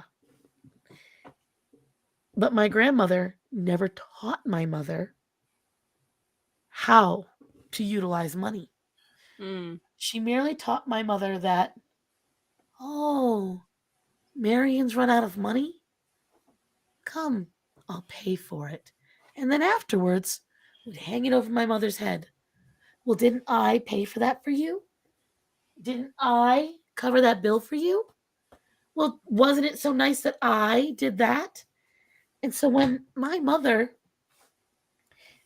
had to manage finances, especially after grandma died and she had no more fallback, that's when it really got bad. And that was around the time I started working. My mother did not know how to manage money. She didn't understand it. She'd never been taught. And so, I will say that does trickle down. You have to actively choose to learn and make sacrifices because, again, my mother was raised in a house where she could get the luxuries and things she wanted. And if she played ball with grandma, she could get those luxuries. And so my mom would sometimes sacrifice, and as we call it, robbing from Peter to pay Paul, and making bad choices because she'd want one thing and couldn't get another. And this was a bad habit that she fell into that I've tried very hard not to fall into. If my mother would pay off a $200 bill a month, instead of saying, wow, we no longer spend that $200, my mom would then go, I've now opened up $200 to spend on something else. And it's a really unhealthy habit to fall into. I would have loved to put money aside. I would have loved to have it. And I've talked about this in several different things. I don't know if it's appropriate to bring it up at this time, but when I first heard about trans kids, right? This was back in the early 2010s. Someone asked me if I had a child and they said they were trans, what I would do. I said, well, here's what I would do. The government is not paying for it. I said, there's not going to be any grants or things that Uncle Sam's going to pay for. We're going to go to therapists, multiple therapists. We're going to do this, that, and the other. We're going to do research. We're going to look up the best reviews for this, that, and the other. And then when they turn 8, and while they're doing all this, from the moment they tell me they're trans to when they're 18, every ounce of money they got is going to go into a bank account that they can't touch. So if you're really serious, if you want to change your whole life, then you're going to put every dime of your money into this bank account for your operation, whatever it might be, because we knew they were expensive then. They're way more expensive now. And then when they turn 18, after all that, after the therapy, saving up, then they can decide, because they're going to have this little nest egg. Are you going to blow all this on a new set of tits and whatever knickers and bobs at the bottom you want? Or have you realized you made a mistake? And I obviously feel quite a bit different now about the whole situation. But the idea still rings true to me. That I think I would even go as far to say is 3/4 of the paycheck should go into the bank account and only 1/4 of the paycheck should go to the kid to spend, because most teenagers don't have almost any bills. And it would teach them, because in all honesty, as adults, 80% of our paycheck goes to bills and necessities. We don't really get a lot to play with. So teaching them that every paycheck young, most of it gets taken away and put somewhere else, would teach them to work within it. That's my opinion on it. There are things that me and my husband have not discussed in regards to when they get older, though. So the question is, are they going to have to pay their own cell phone bill if they start working? The age to get a permit here is 14. So by 16, you can drive by yourself. We also have home to school and home to work licenses that you can get at 14. So the question is, are they going to have to pay for their own car? Are they going to look online and get a car and pay it off? Are they going to have to pay for their own insurance? Different things like that for the freedoms. See, I did discuss that with my husband when we first started. This was like within the first 8 months. And those are all good things to talk about, because I agree tenfold. I personally feel just because they're kids, get a junker first.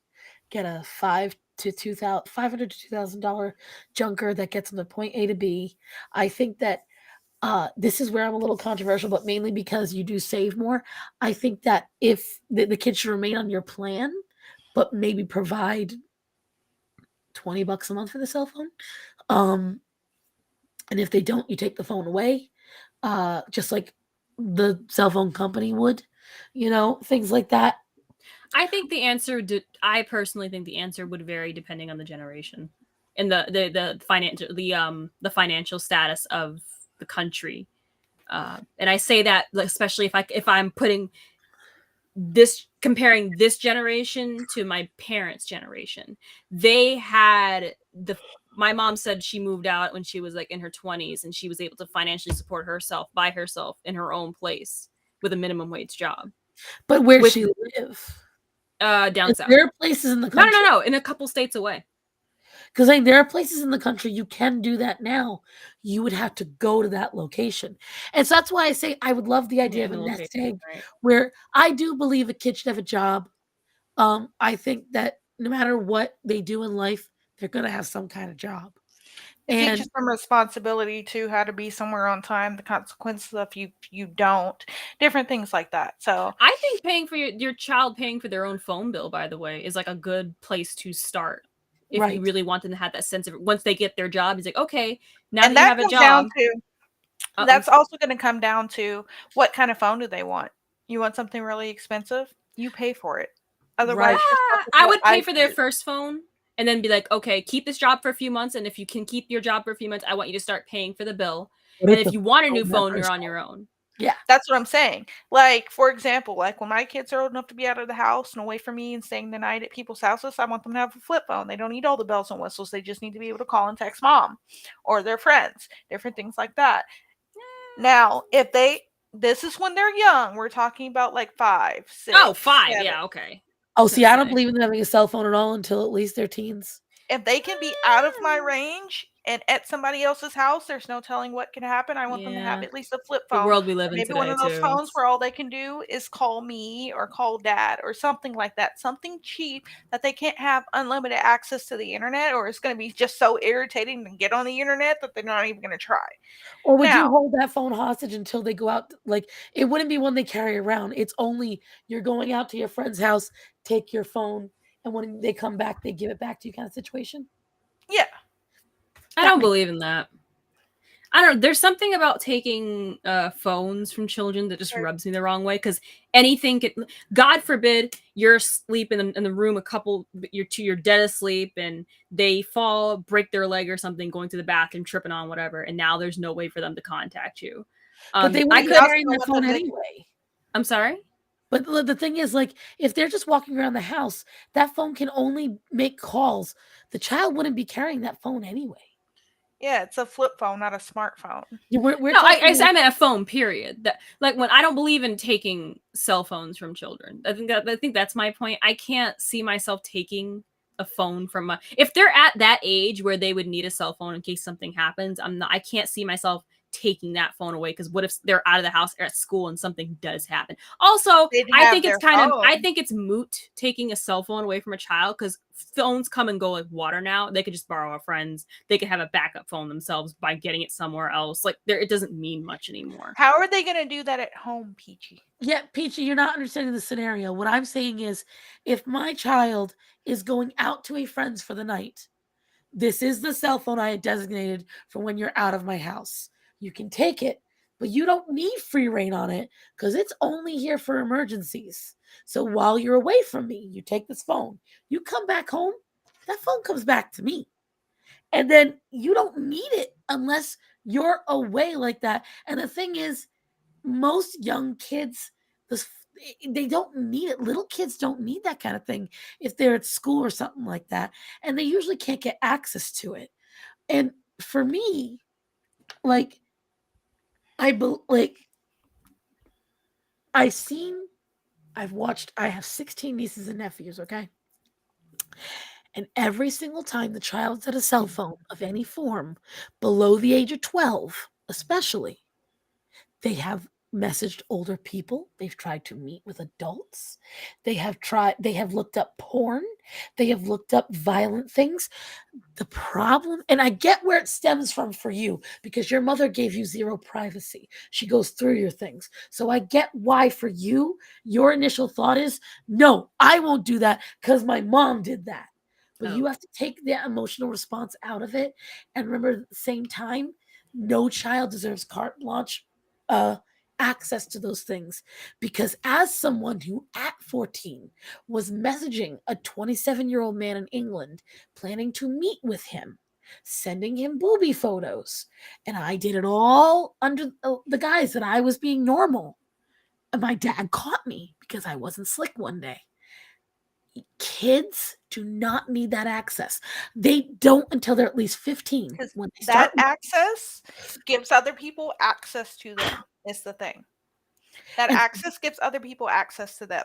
So sorry, go ahead. I got a story after this to tell you exactly why it's so bad. Go ahead. When they're like 12, my children are like 12 or 13, then at that point they can have a smartphone. At that point, I'm going to Google lock the thing. So they can't be downloading random things where I would have to be worried about them messaging adults or adults getting at them. And we're talking about the creepy ones. So there will be a time where that phone shuts off at night. If they're out of my house, I'll probably let it be later, because chances are if they're out of my house and they're with their friends, I'll let the phone stay on. I'll let it stay on to, like, say 2 a.m. on weekends. But it gives me access to know if they're trying to download stuff that they shouldn't, different things like that. Now, when they start paying for their own phone, even if it's part of the bill, or they buy their own phone, and they show the responsibility that they're making the money to pay for their phone bills, then they get the access to do whatever they want on the phone. Then the Google comes off. Then it's their phone. Right. And see, here's what I will tell you. This happened very recently. So these are all children between the ages of 8 and 12. My 4 nieces from 2 different families got on Roblox at 2 a.m. and bullied That's another when the little creeps girl. come out. Okay. Aw. So they bullied another little girl. They bullied several other kids on the game. Okay. And they were swearing and saying bad words. And then one of them snuck into her mother's room and messaged one 8-year-old to the other, messaged her saying that everyone hated her.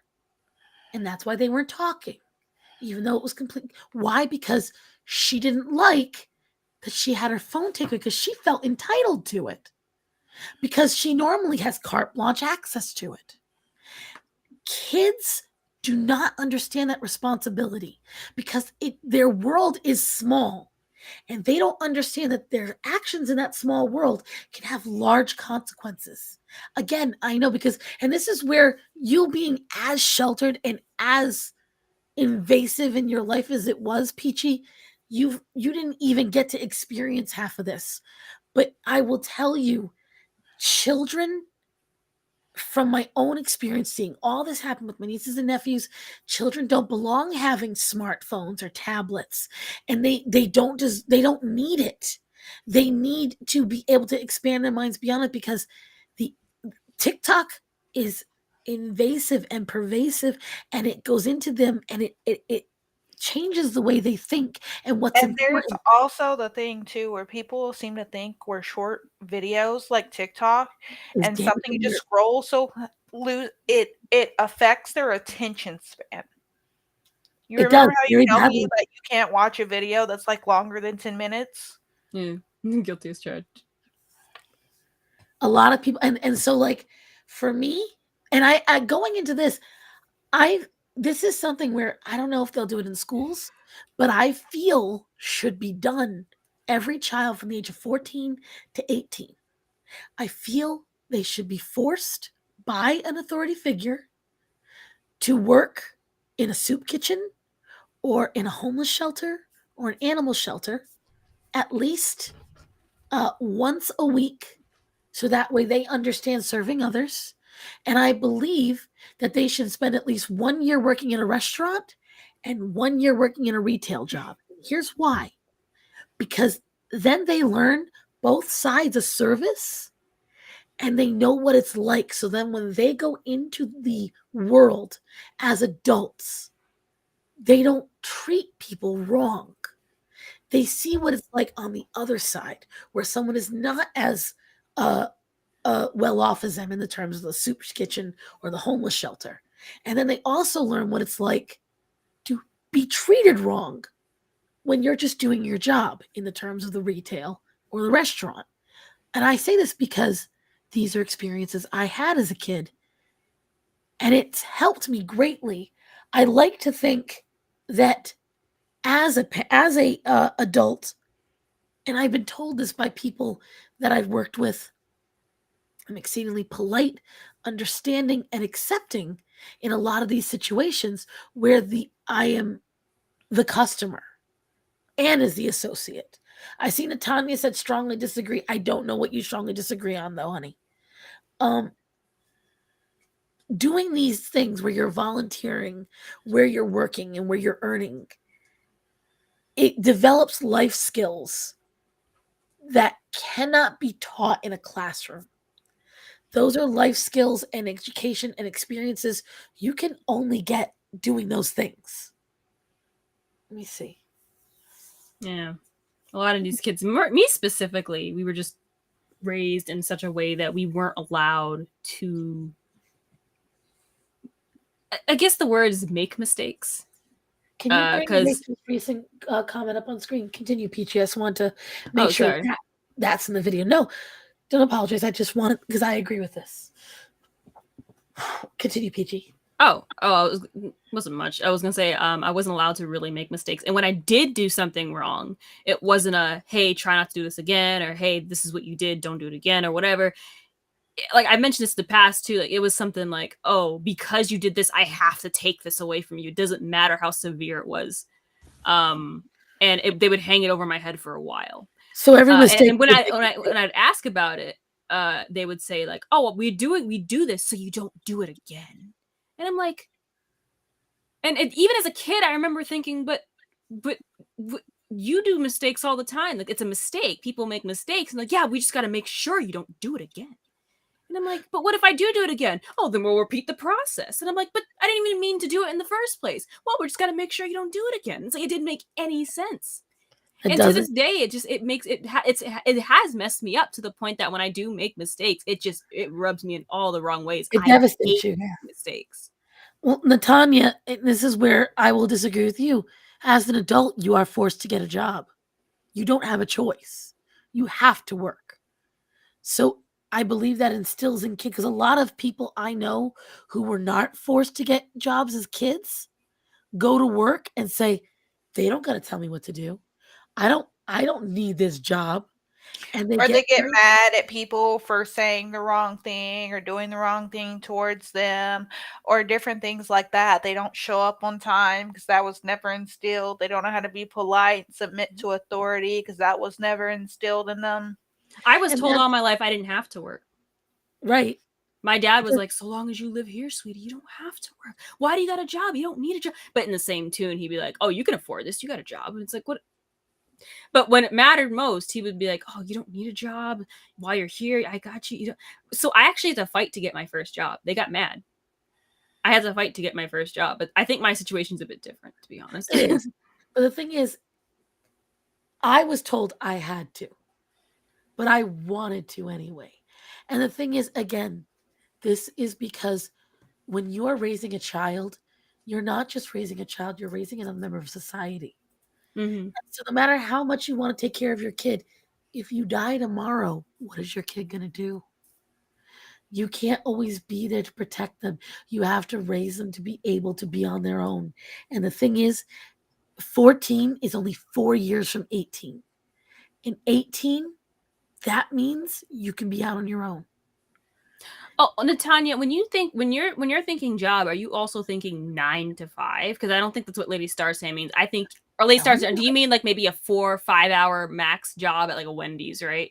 I work twice a week, maximum 10 hours a week. Yeah, I think that's the difference, right? And the thing is, not all schools do hours upon hours of homework like that. But again, I also do believe in a somewhat of homeschooling, especially with the schools the way they are today, and they do lack a lot of education.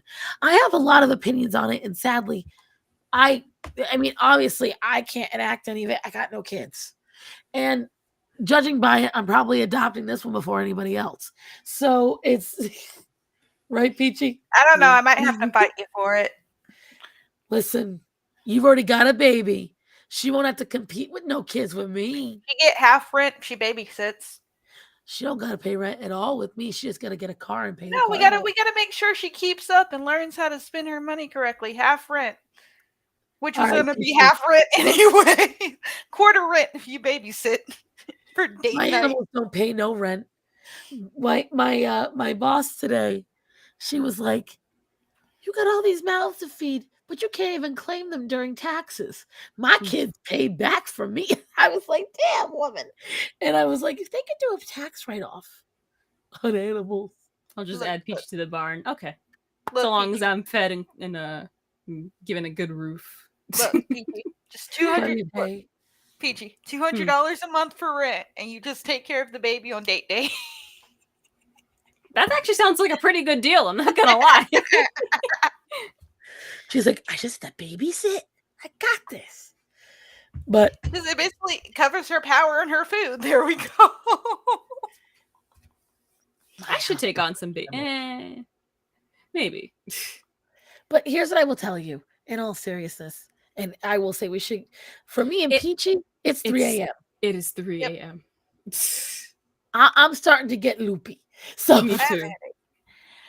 But I'm getting a headache, so I gotta go to bed soon too. But hey, for any of you guys, because I'm gonna totally just like put myself out there. If you wanna like come hang out at my streams, I stream almost every day. Mondays we do the housewife streams, and you get to see streamer baby. I do my meal planning, budget planning, and then we play games, and then you get cute baby smiles.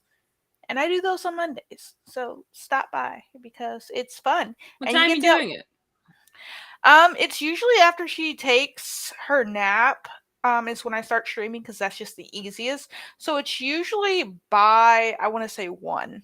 So for you that'd be 2 p.m. Probably sleep. Maybe. Stop streaming so late. I mean early. I mean evening. The hell? So by that time is usually when I'm doing it. And then, chat gets to help me choose what I'm making for the week too, because I'm always taking food suggestions before I go grocery shopping. Don't ever give your baby that little Gerber Life Baby ham thing. Anyone know what I'm talking about? Oh. There's a notoriously bad Gerber Life Baby food thing. It's specifically like, what is it, ham or Let me see if I can pull it up. Yeah, we're planning on making our own baby food because it's just significantly cheaper.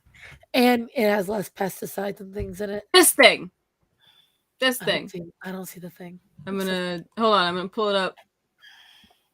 I like how Peachy and I are looking in different I'm directions. gonna share my screen real quick. Okay. This thing. Show me the thing. Ham and gravy. It is notoriously horrible. Horrible how? One of the reasons I know this is because I was that baby that my mother gave to. Because she swore, like, oh, I was told that it's healthy for the babies. And she tried giving it to my brother and I, and we refused. It was so gross. We were like, we sniffed it and went, turned our little... It's a core memory, guys. That's how bad it was.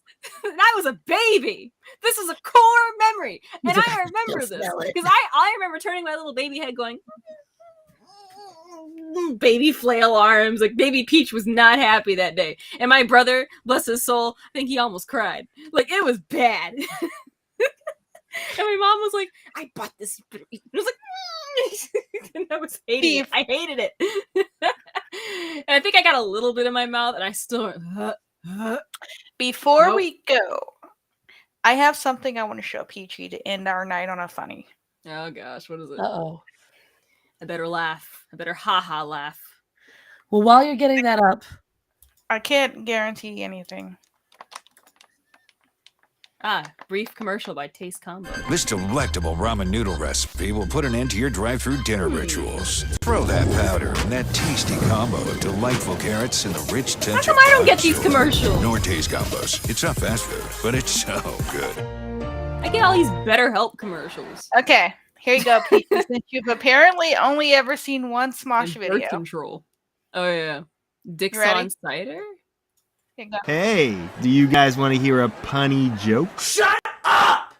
A small apple cider business in the nearby town of Dixon is going bankrupt, so we made this music video to help them out. Now, they're threatening to sue us. I guess you'll see why. Fake Queen. Fake Queen, how long's the video? Not that long. Sometimes you have bad days. Days when you think nothing can bring you worry.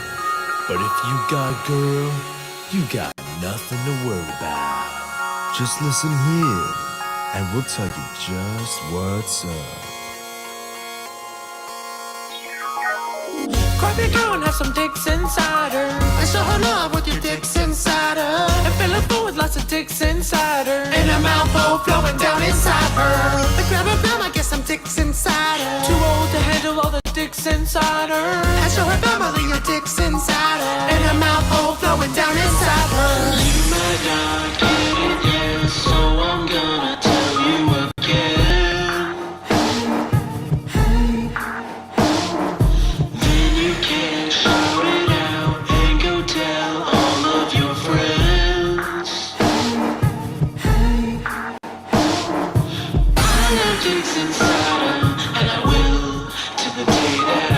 Will we get copyrighted for this? There's a good chance we are. No, it's not a copyright song. Are you sure? Yeah, it's a Smosh song. Hey, you never know. Owned by a corporate entity. No, This I is when they checked. were- I checked. This was when they still owned it. This is like so long ago. How long ago? 2013. Yeah, this was after me and Starman stopped watching it as much, but oh my god. This was before Defy Media. Thank you for that. Now I know why I was never allowed to see them. No, the only Smosh video I actually ever saw, I just saw it on your feed. It was the Legend of Zelda one. The Legend of Zelda rap. That's the only Smosh video I ever saw. I didn't even know they existed until that video came out, and I went, "Oh, that's pretty funny," and I moved on. That is like that is their OG in my. Even though that was like long after they already started, that was one of their like. But whatchamacalls it? Well, Faye already gave her outro. Peachy, why don't you tell the audience where they can find you, all that jazz? You can find me at Just Peachy on Twitch. Links in the description. It's spelled the same way as you're seeing on screen, except there's another E. Don't ask me why. I think because Just Peachy without 2 E's was taken. I don't know by who, but it's not mine.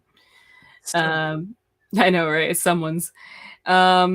I usually stream Mondays, Wednesdays, Saturdays. Unfortunately, it's been very fickle as of recent, so I can't promise anything. I should be streaming today, technically. But it depends on... I get home really late from work tonight as well. And I'm probably going to be sleeping till... I don't know if I can sleep. But hope to see you there. That's it. Oh, it's cute. Peachy thinks she knows what it's like to go without sleep. Oh. I haven't had insomnia. I've had insomnia for years, ladies. Faye Queen. So she does. That's why she does. It's been extra bad as of recent. Huh? I said I just like making fun of you because I have the baby. My favorite thing ever is that Peachy will bring up the monthlies, and I'll just be all like, "What is that? Quit making stuff up." Yeah. She ain't returned yet. But as for me, you can see me obviously Sundays with these lovely ladies. Tomorrow night, I'll be going live at 10 with Hara and Murata for the Star Murata Animal Show. And then on Tuesday, I'll be going live at noon. Yes, actually at noon this time, guys, because there's no event. There's nothing for me to do. What time at noon? Huh? What time at noon? Noon. Like 12? That's noon. That's morning for me. I'm still waiting for breakfast. This bitch. And like, I'm probably still asleep. Listen. I have to be up by 8:30 to be on my meetings at 9 a.m. every Monday through Friday. So I got to be up. Plus, there's a pile of critters who won't let me sleep that long. And then now this week, because I didn't know the events were all at once, this week the video will be out. My voice is fully recovered. If I'm not late after 40, shut up. And so, if you guys don't know what that is, a kid I used to babysit didn't know how to say shut up. So he goes, shub up. Shub up. It was a favorite thing to say. But Chaco, I don't care that not until 3 a.m. because I know you're watching this in the future. And she's going to bitch on Tuesday, or I'm going to get a message tomorrow afternoon. Shut up. Thank you all for joining us. Girls, is there anything else you want to say? I'm gonna be looking for you guys at my stream when I wake up today, since it is technically Monday. Yeah, all of you. She's looking for you. So most of you, I'm always looking for new recipes to try out with my husband. So you're gonna want to talk to Rachel. You're gonna want to talk to After 40. You're gonna want to talk to Edie. All of them are gonna know recipes. Wait, did one of your friends said they make peach cobbler? Did I miss that? She made it. You missed it. Oh, I completely forgot about that. Ara did it. She posted photos. Also, was it good? Sharpie Thief. If you go into my Discord, find Sharpie Thief. She has a lot of good recipes as well. And she's expecting a little bun in the oven too. Aww. You have to send me a link to your Discord. You're not in my Discord? Dishonor. I've never gotten a link to your Discord before. Dishonor. You can't dishonor me when I literally can't join something I don't have an invite to. I have the link on all of my socials. I don't follow any of your socials. Is this my Trisha Paytas moment? I'm rarely on social media. Like, Discord is really the only thing I'm on. I don't really check Twitter, and I definitely really don't check Facebook. I'm on there like maybe once a week. I don't even follow Peachy. Like, Leon's lucky I follow him. And that's just because he talks shit and it's funny to read. That's another story. But the link is a thank you after 40. I spread that shit like fly shit. I'll send you the link tree. Either way, all my people know. Remember to tell the people that are important to you that you love them and to be safe. So, ladies, I love you both. Aww. Be safe. Uwu. I don't know how you uwu. No. No. Cringe. Anyways, so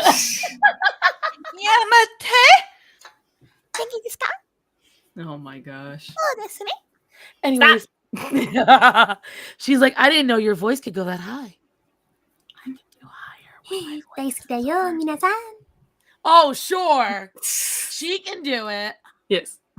But good night, everybody. Bye-bye. Oh, God. What are you going to do this? Oh, yeah. I forgot about that. Oh, Scrafty escaped, guys. No. Faye Queen, you've got to turn us off, honey. Oh, I just thought we were just gonna leave one by one. But I just end the stream. Bye, everyone. Bye.